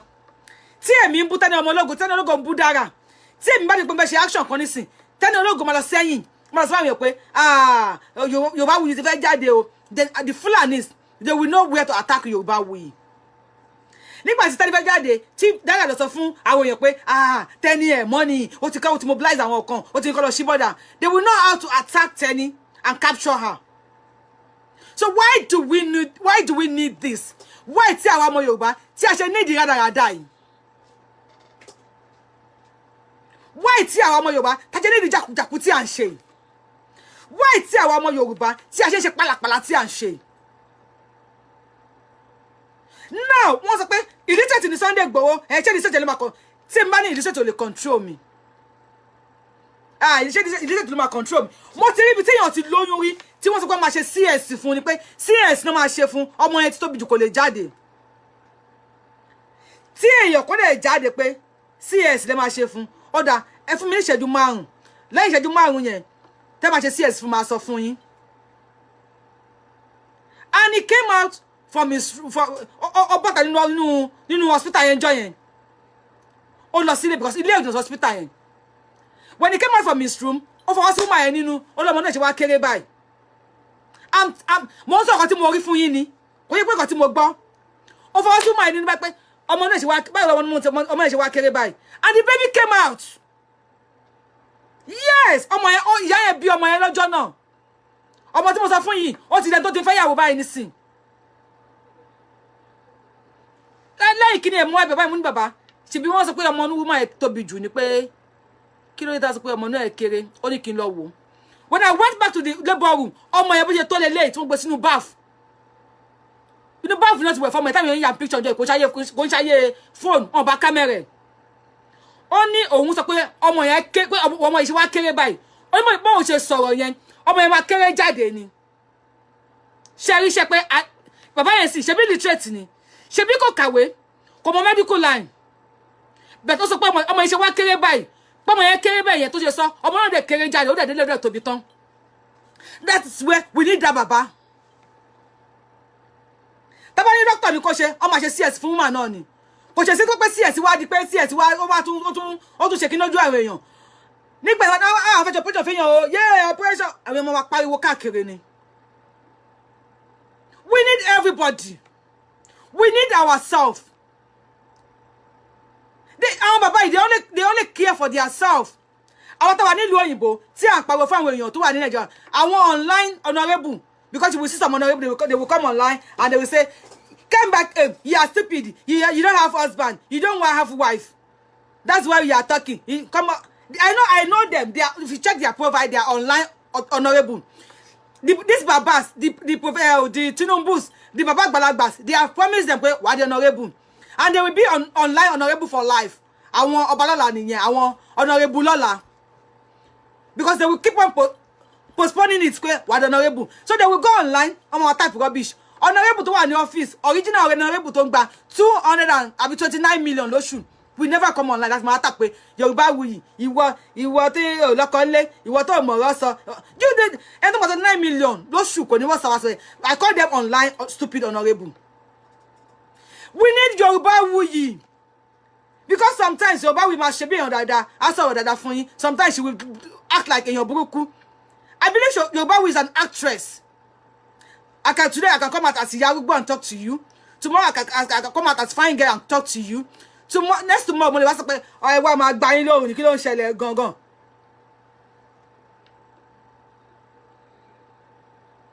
Okay, sister, talk to Maureen or just okay, I will. I don't know Maureen. And I don't want to talk too much. I don't want anybody to attack me. Maureen matter attack me. I don't want her to get annoyed or upset. I don't want to be disrespectful to anybody. We need everybody. We need ourselves. We need ourselves. Am I kabara waja? We need Yorùbáwùyí. Because our contact money yansi. Or program tí mo ṣe lọ isola pé mo serious pẹ̀lú ẹ ni. Tí wọ́n fẹ́ ṣàwà dance ti ma ni ó yá ẹ ma type show ohun lẹ fẹ́ àbí kí sọ̀rọ̀ no ma gbọ́. Ohun la fẹ́ ohun yẹn nìyẹn. We need because our people are called pé ohun yẹn ló fẹ́ gbọ́. So when Yorùbáwùyí is online, ẹ fẹ́ lọ gbọ́ ohun, ó ma yára ló ma gbá wa lóhùn. They will come to Yorùbáwùyí page because they need Yorùbáwùyí. Yorùbáwùyí ló máa fohùn kó wọn wá. Yorùbáwùyí máa fohùn kó wọn pé ẹ̀yin ọmọ tèmi ó yá ẹ ká lọ ó yá ṣí wọn ẹ̀rọ wọn ẹni ṣó ńlẹ̀. Nothing they happen. Because they want to hear that. They will come to Yorubawuyi page. And from there, they will listen to Yorubawuyi and know that there's something called Yoruba Nation. There's a nation. Don't Yoruba. Don't have a lewa. I want you to want you. I want you to he or she will learn from Yorubawuyi. We need everybody. We need Erelu Abike. Some people want her, they love her. They will go to her page. If you are agitating or talking about Yoruba Nation, we need you. We need each other. We need everyone. Tabata wá ní gbogbo èèyàn. She started gbowola need. No, eba mi tẹ love and like button. Facebook ń já viewers mi. Ẹ share program tẹ love and like button. Ẹ jọ̀ọ́ ẹ má bínú. Ẹ share ẹ má bínú sí mi. You are hearing me. What? I'm seeing something behind my head. What is this? I don't know. So we need everything. Emi àti Maureen, Koyeki, Emi fúnra mi, a máa sọ̀rọ̀ lórí show. Wá parí ọ̀rọ̀ tó mọ̀ wá fẹ́ sùn báyìí. Wọ́n máa lálàkàlà, wọ́n máa lóríṣiríṣi. If not for God, if not we are doing this thing truth ẹ má bínú pé mo bá ṣe òyìnbó sọ. Ẹ káàsán sir, ẹ káàsán ma, ẹ káàsán ọmọ kíyín. We need everybody. So in the àgbàlagbà ní ilẹ̀ Yorùbá Nation àwọn agitators Yorùbá, ẹ bá wa pé Maureen Bádéjọ, ẹ pé Koyeki, ẹ pé wọn to order. They should not set us backward. I don't want to be rude to any one of them. But after this show, if they continue like this, if no ma rude. Ma force láti sọ̀rọ̀ anyhow. I would like to see anybody anyhow. But for now, I'm respecting them. I love them. I want them to know that we need every one of us. We need everybody. They should just stop this. They should stop what they are doing. We don't need them to come outside like Mama Tu Ashiri Wasita. Before you know it, I want you to come out joko indoor. O ma ṣe mi ti pé ó dà pé Maureen yẹn. Ó dà pé òun la máa lò. They will buy Maureen. They will buy Maureen from us. Then we will lose Maureen. Kì í ṣe fún ikú. Then Oma Joko ma won kan tó wúlò fún. They will buy her. Then they will buy. Okay. Koyeki yẹn pé máa ṣe dápò ní action pọ̀. Only by our campaign. I need it. They can buy Koyeki. Tani kò lè fall sí trap owó. They can buy off Koyeki. And another man said, another man said, because you love and like button. You are just watching me, you are just listening to me. No problem. You're not worried. But you want to viewers to me because I'm a blogger and me. Just about subscribe to YouTube channel me. Yorubawuyi. Eshe. Like it's just suffering and smiling. I want to one lay ebi ń pa wọ́n. Àwa tá wa mi bí ìyà ń jẹ wá. Ẹ mọ reason why tí ìyà ṣe ń jẹ wá. Iṣẹ́ tá ń ṣe ni bí àwa la ń send there sílé. It's my shadow. Yes, it's my shadow, but I don't have two horns. You see my head? It's my shadow, but I don't have the horns. You see? That's no problem. I don't have the horns on me, but we okay share anything. Kò bá ọkàn dé. Ọlọ́run ni gbogbo agbára lọ́dọ̀. So, ẹ máa bí àwọn Sunday Igboho illiterate ni. Ó ń try láti save àwọn ọmọ Yorùbá from all this atrocity tí àwọn wèrè yìí tí wọ́n ṣe fún wa, Fúlàní yìí ṣe fún wa. But ẹ lọ gbọ́ ní last month, nọ́ọ̀sì kan bọ́ta, ó ṣiṣẹ́ ní UCH ní Ìbàdàn. Ẹni bá ti gbọ́ story ẹ lọ Google ẹ o, mi ò ti kọ́kọ́ mọ́ náà sílẹ̀. Ó bọ́ síta, ó ní òun find fun nínú láti máa change ọmọ. Ó ní gbogbo tó bá bímọ sí USC àbí UCH ní Ìbàdàn ní 1983 to 1989. Ó ní kọ́ lọ mọ tó ọmọ wọn bá jẹ́ ọmọ wọn. Ó ní kọ́ lọ wo dáadáa pé òun lòun change ẹ̀. Wọ́n ní wáyé tó ń ṣe pé tó ń ṣe fún owó ni ó lóun ò ṣe fowó. The subject of on. I don't care. Let the on come. No problem. Ọlọ́run ọba àti àwọn alálẹ̀ wọn dúró tì mí. So thank you. Àdúrà lẹ́yìn náà máa fi máa ràn wá lọ́wọ́. Ancestors today pumping. Emma Fadra Mangawalo, it's okay, I'm good, I'm fine. there's no problem about that. Emma, you're it's about the love and like button. There's nothing will happen to me. Just trust me. Badura, because thing got my share. Adebisi Kuku, thank you, ma. Emma, don't God's gift. Emma worry, there's no problem. I be kick the was let if you shadow no money. Shadow to Bancheleco. I don't care about the shadow. Let him get it. Get out here. Shadow not get out. I don't care about it. See? So, nǹkan tí mo sọ fún yín nípa ọ̀rọ̀ àwọn tí a ṣe agitation. Ẹ jẹ́ ká mọ̀ pé I need everything. I should change my position. Why are you guys scared? Nothing will happen. No. See? Oh my good God. People are like, so you guys, so any family. So you guys love me. Hey. Love me more than any kind of subscribe to YouTube channel me. Subscribe to YouTube channel me. I think it's the time to see online. Pẹ̀lú ẹgbà. And the man wo me tell subscribe to YouTube channel me. Yorubawuyi. Time to mama annoying lele. Time we mama annoying. Because subscribe to YouTube channel me. And you love me, you don't want anything bad to happen to me. I'm scared about the shadow. I don't care about any shadow. Anybody will die anytime. Ni ayé tá wà yìí, gbogbo la máa kú lọ́jọ́ kan. That's what I believe. Omi tó bá wà agitators pé ká má bára wa jà because wọ́n tí à ń kojú kan. Okay, let me quickly tell you this. I was on the bed with my husband. A guy just called me. Mo ní video call, mo ní ta don pè mí video call. We don't pick video call. Ó ṣe ai mi ò pick. Ọkọ mi wá ní pé kí n gbé. Ìgbà tí mo gbé ṣé mo kan tí mo rí. Abẹ́ ló gbé síta fún mi. Mo lè wà lẹ́gbẹ̀ẹ́ ọkọ mi. Abẹ́. Nǹkan ọmọkùnrin ló gbé síta fún mi ní òhò. I was like, what? Then mo sọ fún ọkọ mi, mo gbé phone yẹn fọ́kọ mi. Ọkọ mi wá wo ojú ẹ̀ báyìí. Ó wá gbé phone yẹn wá gbé sí ìyàwó àtọmọ ẹ̀. Ọkọ mi wá ní bẹ̀ tí ìyàwó àtọmọ ẹ̀ ló ń show. Mo tún wá gba phone yẹn mo tún ṣe sójú mi. Ó tún gbé abẹ́ síta. Mo wá screenshot ẹ̀ mo wá gbé fọ́kọ mi. Tí ọkọ mi ò bá ní I have changed it. It's not showing anymore. Don't be scared. Nothing bad will happen to me. I mean, not to Adesuji. Nothing bad will happen. Nothing bad will happen. Just pray for me. That's it.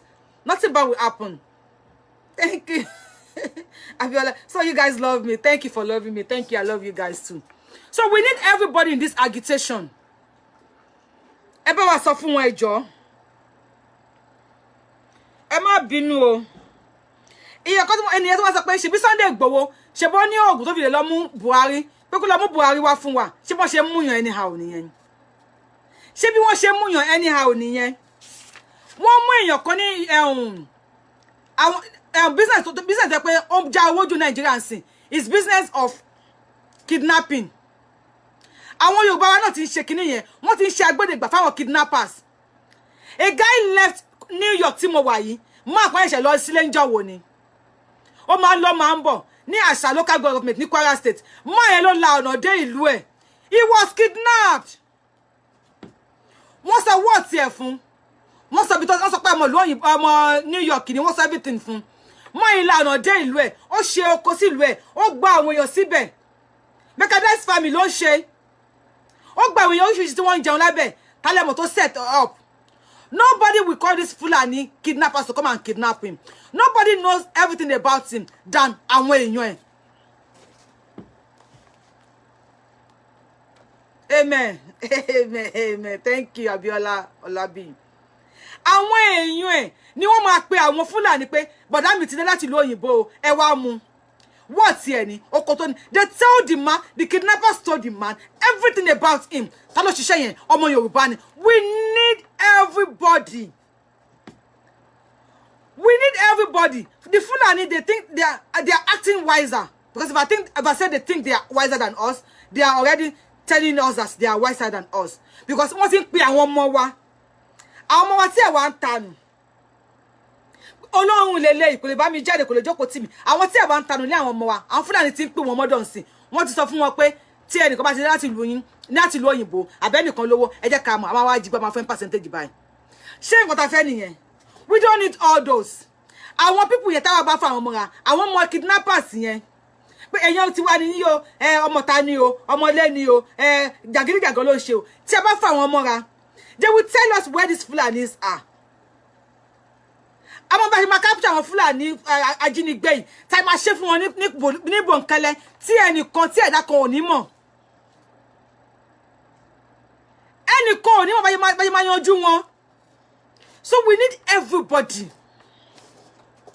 Wọ́n gbé máa yẹn sọ ní kọ́ lọ mú 100 million wá. I heard they released him yesterday night with 5 million. Buhari, these Fulani people, they don't care about us. Wọ́n jí àwọn ọmọ school gbé ní ìlú tó lọ́ba tó níjòyè. Wọ́n pa ìjọba sọ pé wọ́n ní sọ kọ́bọ̀. Wọ́n pa márùn nínú àwọn ọmọ yẹn. The parent later paid 180 million. 180 million naira. Ṣé mo gbọ́ dáadáa ṣá? Àwọn kan ní 150 million, 180 million. Àti 150 million, àti 180 million. Irú owó rẹ̀ yẹ kó bí san. Kí àwọn òbí yẹn tó wọ́n yẹ kó jáde. Ẹ mọ̀ tí wọ́n ti tà nínú property wọn. Ẹ mọ̀ ìgbésẹ̀ tí wọ́n ti wọ̀ nínú property wọn. And all this Fulani, they don't care about us.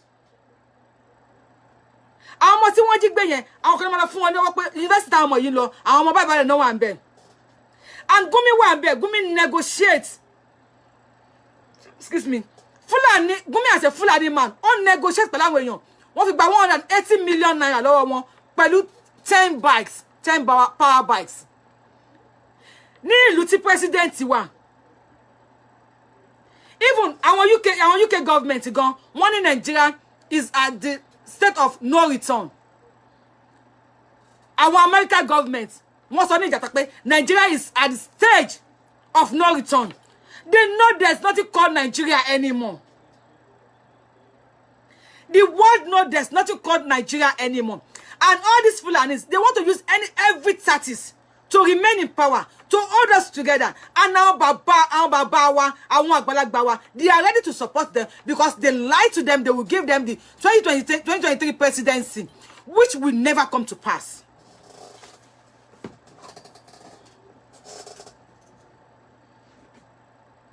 No, a man said they should arrest Sunday Igboho, Mr.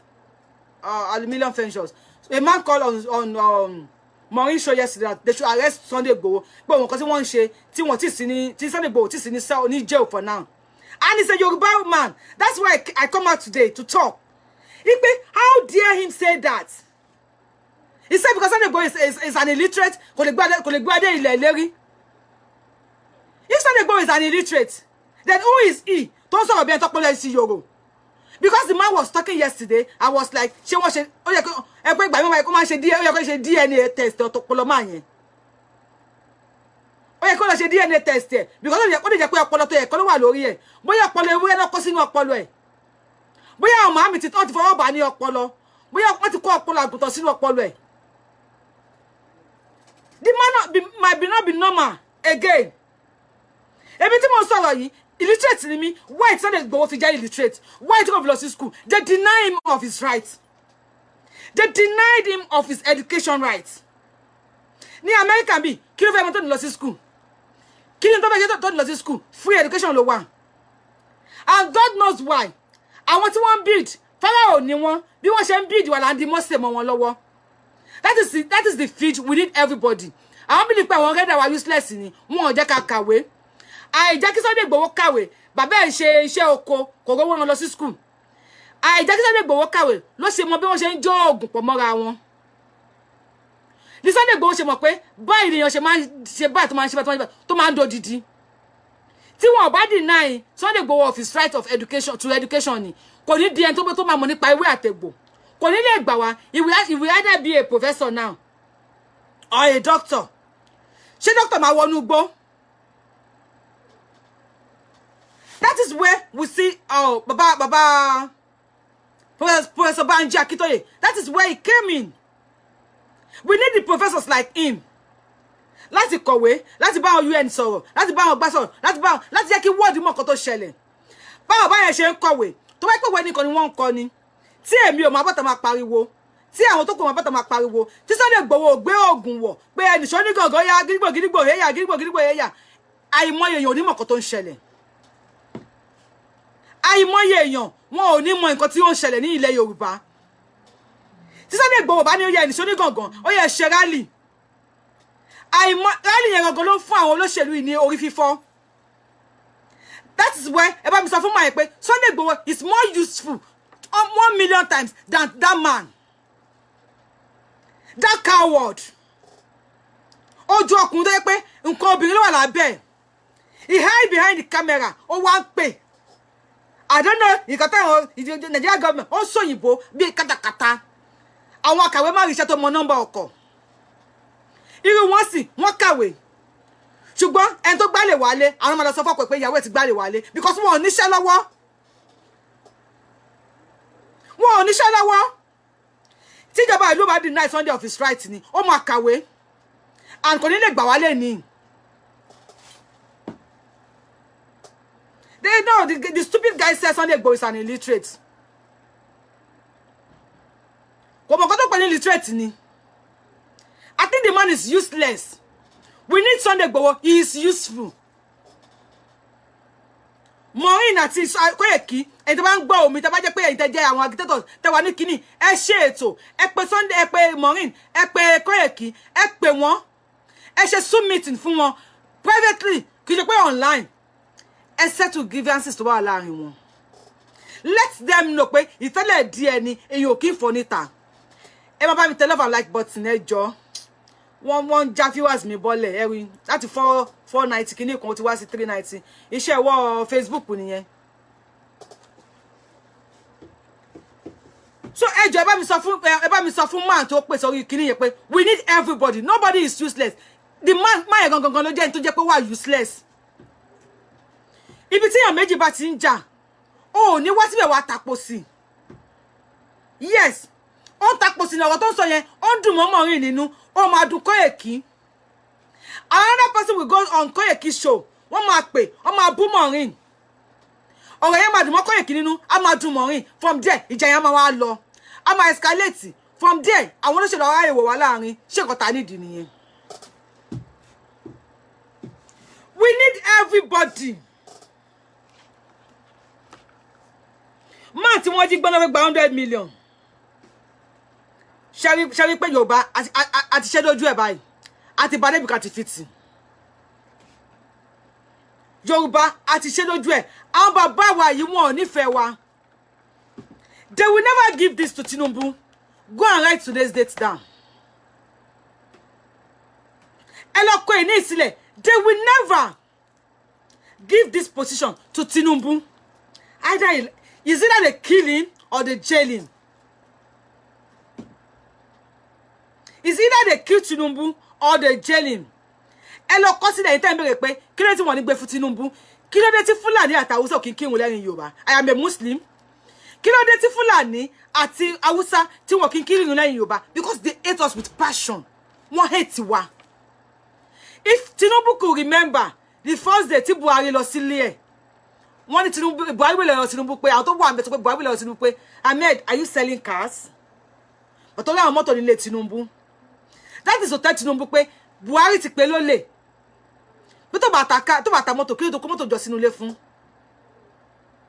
Kí ló dé tó kó mọ́tò jọ sínú ilé? And mind you, ìwọ tó bá tara ilé ẹ̀ lọ́pọ̀, ó ní rírà lọ́wọ́n. They will never give this post to Tinubu because Tinubu ti ta wa ọmọ Yorùbá lọ́pọ̀. Ṣàṣà jóná, ìgàngán jóná, Ọbalẹ́ndé jóná, gbogbo ìjà jóná nílẹ̀ Yorùbá. Tinubu ò fún wa ní sílẹ̀ kan. Tinubu lọ sílẹ̀ Haúsá ó lọ fún wọn lówó. Tó bá yẹ pé ìlà Haúsá ṣe máa gbé fún Tinubu. Ẹni tó máa ra ilé ẹ̀ tó ń ta lọ́pọ̀. Tó pé fẹ́ bẹ́yìn ṣe. Ó dàbí ọkùnrin tó na ìyàwó ilé ẹ̀ ni. Tó pé fẹ́ girlfriend wọlé. Tí girlfriend yẹn bá fi lè fẹ́ máa yẹn, girlfriend yẹn ò lọ́pọlọ. Tí girlfriend yẹn bá fi lè fẹ́ máa tó na ìyàwó ilé ẹ̀ torí tiẹ̀, girlfriend náà lọ́pọlọ.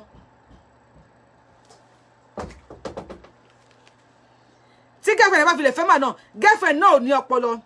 So that is one of the reasons tí wọn ò ní gbé kíní fún Tinubu. Because Tinubu ń ta àwa tá jára ilé ẹ̀ lọ́pọ̀. Tinubu ló dé pé wọ́n lè pa wá tán kọ́ pa wá tán, òun ṣàfẹ́ jẹ president ni. Mo ṣàfẹ́ jẹ president ni. Any circumstances, mo ṣàfẹ́ jẹ president ni. That is one of the reasons tí wọn ò ní gbé fún Tinubu. Ìwọ tó yẹ pé obìnrin ni ẹ́, pé má jẹ́ boyfriend yẹ, mò ń fẹ́. Tó pé wá nífẹ̀ẹ́ mi, ó wá pa ọkọ lé ẹ. Torí kí lè bá fẹ́, àná tẹ̀lé tí pé máa fẹ́, mi ò ní fẹ́. Because mo mọ̀ pé bí pa ọkọ lé ẹ, wá padà pa èmi náà tó bá fẹ́ mi. So why do you expect me to be your husband when you kill your husband because of me? If you kill your wife because of me, I will never marry you. Because I know you will do the same thing to me. If Tinubu think only power bowa, let's just Hausa gbe fún gbogbo tó ń ṣe yẹn, ó fi disrespect are. Ó fi ń já are wálẹ̀. Ó fi ń dẹni yẹ̀yẹ́ ẹni ẹ̀sìn lójú àwọn Hausa ni. Ní ìgbà tí àwọn Hausa ń fún àwọn èèyàn tí wọ́n ní oúnjẹ, táwọn ọ̀gá àwọn bàbá tiwa tí wọ́n gbé oúnjẹ pamọ́ tí wọ́n fẹ́ bi pa wá, wọ́n dẹ̀ ti pamọ́ lọ síbi kan, wọ́n ò lọ anywhere. They are not going anywhere. The Fulanis, they will rather kill Tinubu or they jail him. Eloko eni sílẹ̀.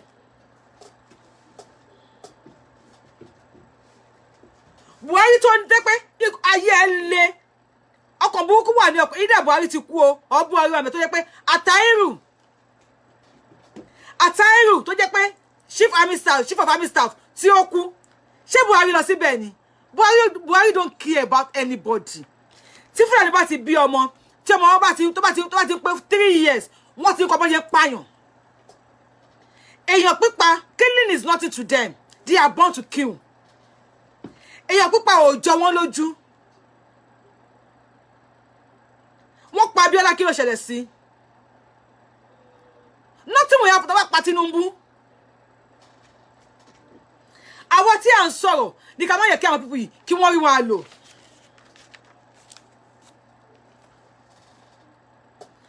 Ẹ jẹ́ kó yí àwọn tí wọ́n sọ pé àní illiterate ní Sunday Igboho pé ìmọ̀ òpin síbì kan.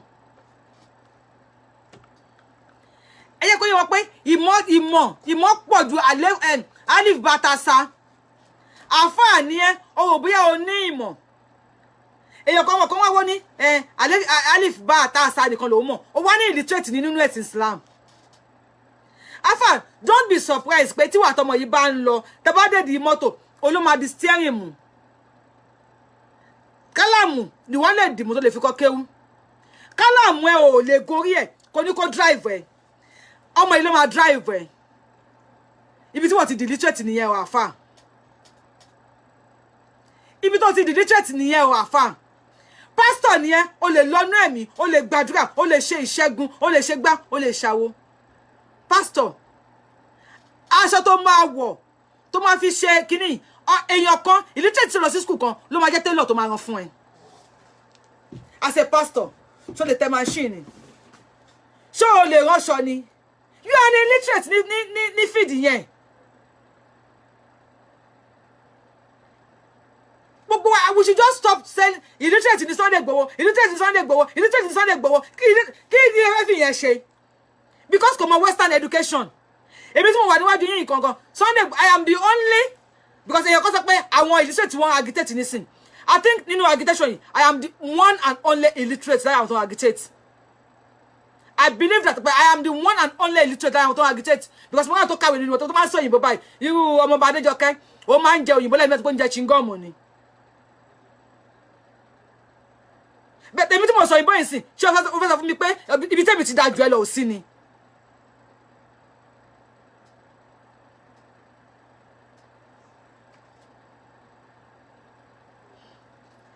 Buhari ó busy, ó ń kó àwọn family ẹ̀ sínú kíní. Ó tún ti Bagana Kingibe ló tún elect ní ìjẹta. Kò elect Igbo, kò elect Yorùbá. A wá bá yín máa pe wá pọ̀ ká sọ̀rọ̀ nípa yẹn. Sunday Igboho illiterate ni, Sunday Igboho kí lẹ fẹ́ fi yẹn ṣe? Kí lẹ fẹ́ fi ọ̀tẹ̀ ṣe? Kí lẹ fẹ́ fi rìkíṣí ṣe? We need everybody. Àwọn ọmọ tí wọ́n lọ sí border yẹn, tó wá pé doctors ni wọ́n, tó wá pé teachers ni wọ́n, tó wá pé lawyer ni wọ́n, ṣó máa lọ sí border. We should just spare this man. Ẹ má discourage ẹ. And somebody said pé Sunday Igboho máa disappoint wa come 2023. Ibẹ̀ mo fẹ́ ká ẹ bá yẹn tó bá mọ Sunday Igboho bá mi tag wọn. Èèyàn kan sọ pé nínú show yẹn náà lánàá, lẹ́nu kan ti pè pé Sunday Igboho will disappoint us come 2023. Ó máa tẹ̀lé Tinubu lọ. Ibẹ̀ mo ti fẹ́ bá olóyè Sunday Igboho sọ̀rọ̀. Olóyè Sunday Igboho ọmọ bọ́sà lórí ojúmọ́ mo wá ṣe pé mo nífẹ̀ẹ́ ìlú mi ni, bí mo bá ṣe kíní kan pẹ̀lú ọmọ Yorùbá, bí mo bá gbowó lọ́wọ́ olóṣèlú, wàhálà Ọlọ́run bọ́ mi, wàhálà Ọlọ́run ṣe kíní kan, Ọlọ́run ṣe kíní kan. Ọlọ́run bọ́ yín àgbà. And I don't doubt you. Sunday Igboho, I never doubt you. Wọ́n ní tó bá di come 2023, yí pé máa gbawó lọ́wọ́ Tinubu, ẹ máa ṣiṣẹ́ fún Tinubu. Wọ́n ní ni. A guy said that yesterday.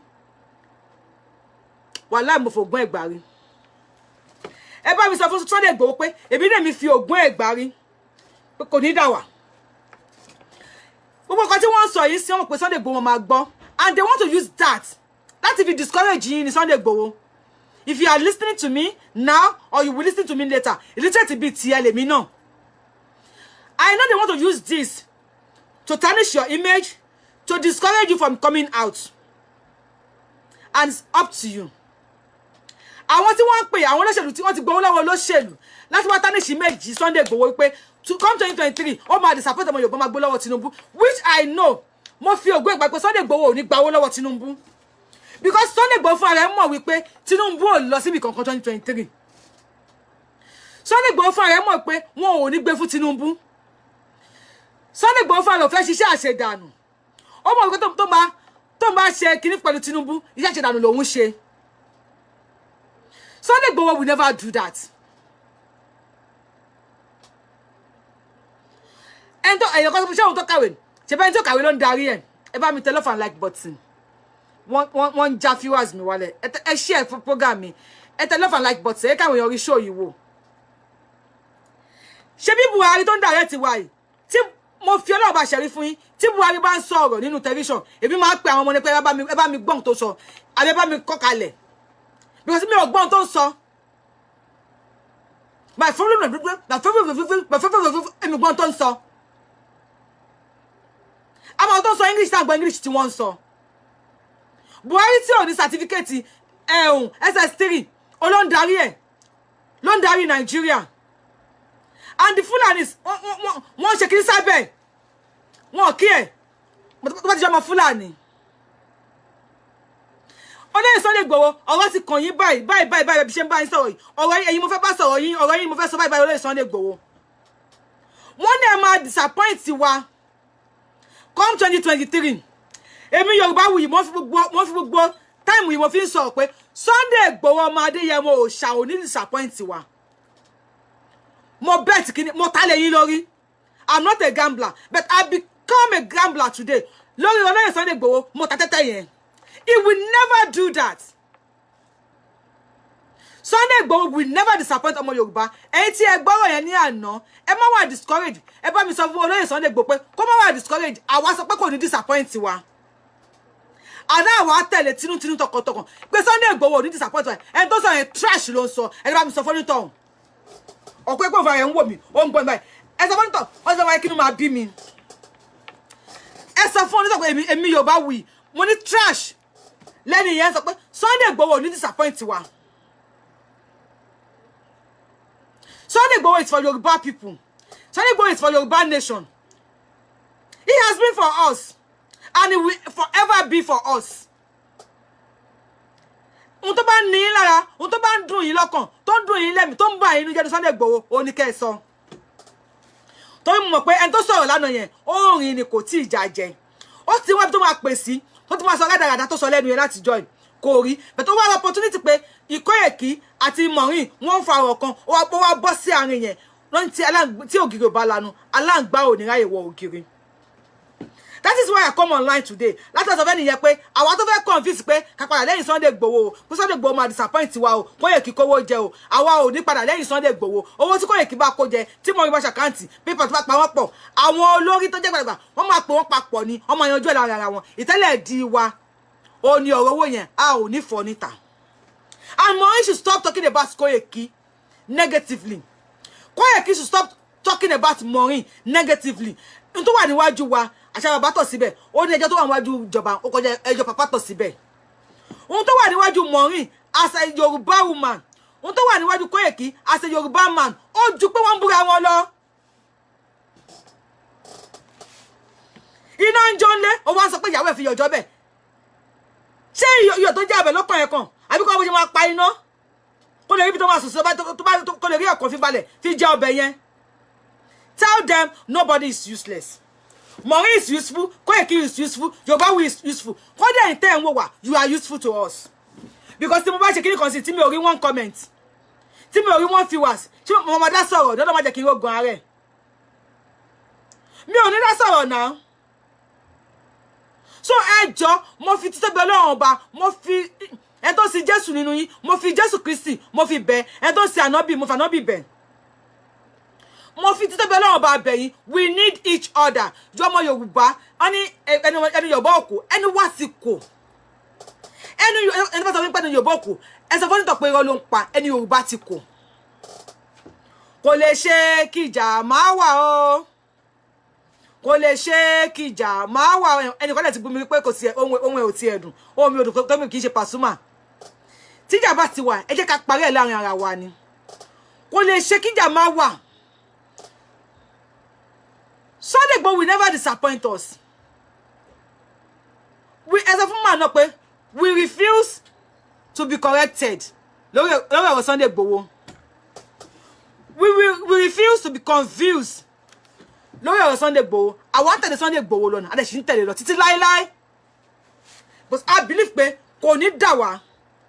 Àrí Jésù. Tàbí sọ pé lórúkọ Jésù. Àrí Ànábì tàbí sọ pé lórúkọ Ànábì. Ṣàrá Ọlọ́run sójú ni. Ọlọ́run ló máa gbà mí. So Sunday Igboho tàtẹ̀ tí wọ́n rí sójú ní sí. Àwọn àgbà pé Sunday ló máa gbà wá. Igboho Òòṣà ló máa gbà wá. Illiterate ni ó ló máa gbà wá. Because illiteracy ẹ̀yẹn gangan ó la need láti fi gbà wá báyìí.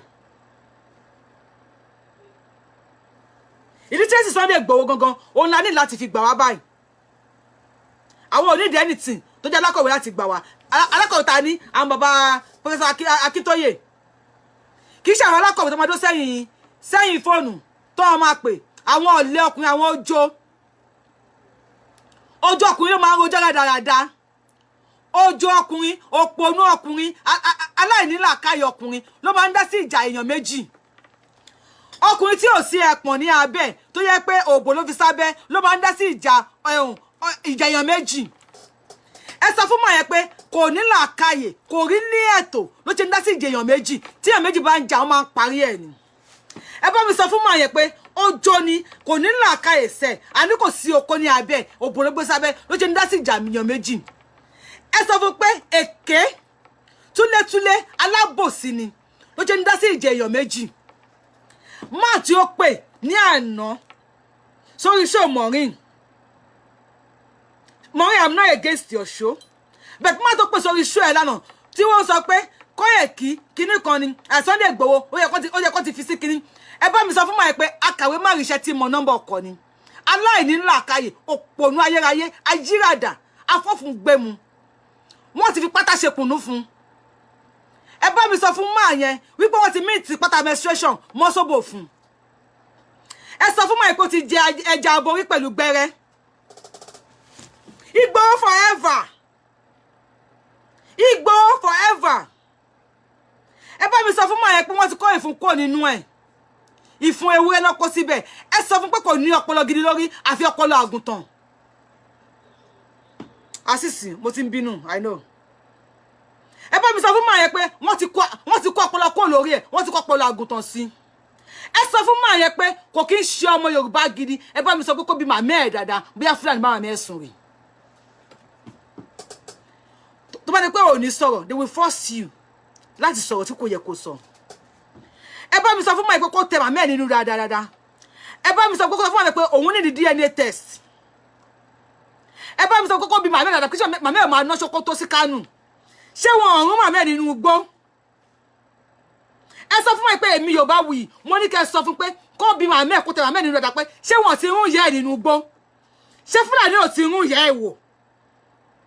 Kó bí ìyá ẹ̀ dada pé ṣé kì í ṣàtọ̀ Fúlàní náà fi bí òun? Tí Sunday Igboho bá lè fi iṣẹ́ sílẹ̀ tí ó ṣe wàhálà báyìí ẹ lọ ṣe èmi ò lè ṣe. Ibo ni mo ti ráyè? Èló ni mo ní lọ́wọ́? Ṣé mi ní sọ bíìlì l'Amẹ́ríkà ni? Tí Sunday Igboho bá lè fi iṣẹ́ sílẹ̀ tó lọ sí Ìgàngán, tó lọ sí gbá, tó lọ sáwo, tó lọ ṣe pé kó ṣe rálì, kí kó ṣe awareness, tó fi owó àpẹ kalẹ̀ pé kí ọmọ Yorùbá lè gbọ́ pé ká lè pé nǹkan kan ń ṣẹlẹ̀, ká lè bọ́ lóko ẹrú. Tí ọ̀dẹ̀ kan tó wá bọ́ síta tí kinní kan tó pé wọ́n ti gbọ́ ìyá ẹ̀ lórí ewé tó bá Fúlàní ti fi sọ̀ǹda tó ti fi rún ìyá ẹ̀ tó ti tẹ̀ yẹ́ ẹ̀ ní tẹ̀kùtẹ̀ tó ti fọ̀ yẹ́ ẹ̀ ní fọ̀kúfọ̀ tó ti rún yẹ́ ẹ̀ ní rùnkùrùn tí àtọ̀ Fúlàní ti sílẹ̀ síyẹ̀ lára bí kùnú tí wọ́n fi lóyè tí wọ́n fi bí tó bá dé bọ́sítà pé Sunday Igboho ó yẹ kó ti kí Nigeria government ti mú ẹ bá sọ pé kò ní gbádùn ẹ bá mi pé máa yẹn tí ò bá wo show mi ẹ tẹ wo show mọ́ ní lánàá tẹ bá mo máa yẹn bá mi hashtag ẹ ẹni Yorùbá wu yìí ń bá sọ pé mo sọ pé ọpọlọ ẹ wọ́n ti ń dín rọ́bó nínú ọpọlọ ẹ ẹ bá mi sọ fún máa yẹn pé wọ́n ti ń dín rọ́bó nínú ọpọlọ ẹ ẹ bá mi sọ pé Koiki we need him àwọn kan dé pé ó ń gbá skill orí wọn ń tàn ariwo Koiki ẹ̀ náà fẹ́ gbọ́ bóyá pa bóyá ìrọ̀lẹ́ bóyá ìfẹ́jú ẹ̀ náà fẹ́ gbọ́ ẹ bá mi sọ fún máa yẹn pé I need Koiki illiterate tí Sunday Igboho jẹ́ yẹn ẹ bá mi sọ fún máa yẹn pé òun là nídìí gbogbo nǹkan kọ́ ni sùúrù ṣe o wàláì gbogbo nǹkan kọ́ ni sùúrù bàjẹ́ wèrè ló máa ń ṣe nǹkan mi gbà mí tí ẹ bá ní wèrè nínú fámìlì yín táwọn wèrè tá bá wá tá ló máa fèsì wọn ẹ máa ṣe àdẹ́gìsà ẹjọ́ sà bẹ́tẹ̀ bá ní wèrè nínú fámìlì torí ti wèrè ti tàkàtì máa ní wèrè tilé àwọn kọ́ ẹ̀ pé wọ́n lẹ́kì Yorùbá wùdó pé máa fún wọn lájà sọ máa fún wọn lóhùn bẹ́ẹ̀ tí wèrè kan aṣunú kan wèrè ẹlọ́pàá kánù kan tí Fúlàní ti rún yẹ ẹ̀ tí Fúlàní ti báyẹ̀ yẹ ẹ̀ jẹ́ tí wọ́n tún fún yẹ pupupupu sí ẹ̀tọ́ Fúlàní rẹ̀ tó sẹ́gẹ̀rẹ̀ mẹ́ǹgẹ̀ sí yẹ lára tí wọ́n fi bí sáyé tó bá lè bọ́ ta pé Sunday Igboho should have been in jail by now ẹ bá mi sọ fún pé orí ẹ̀ ti dàrú mi ò fẹ́ bínú sọ̀rọ̀ lẹ́nìí bẹ́ẹ̀ tó ń tọ̀ wọ́n jẹ́ kó máa gbóná lórí mi kí ló tẹ́ máa ya aláìmoore tẹ́ máa ya ìkà tẹ́ máa ya ọ̀dájú táìmù tí Sunday Igboho fi lọ sí Èkìtì rally bàbá Èkìtì mò ń bọ̀ táìmù tí Sunday Igboho fi lọ sí Ondo rally Ọ̀ṣun rally kíní kan rally táìmù yẹn tó bá fi lọ sí Kútọ̀nù tó bá lọ kó mọ́tò wọlé ó mọ iye tó máa rí lórí ẹ̀ èló lẹ̀ ń fún I don't know Sunday Igboho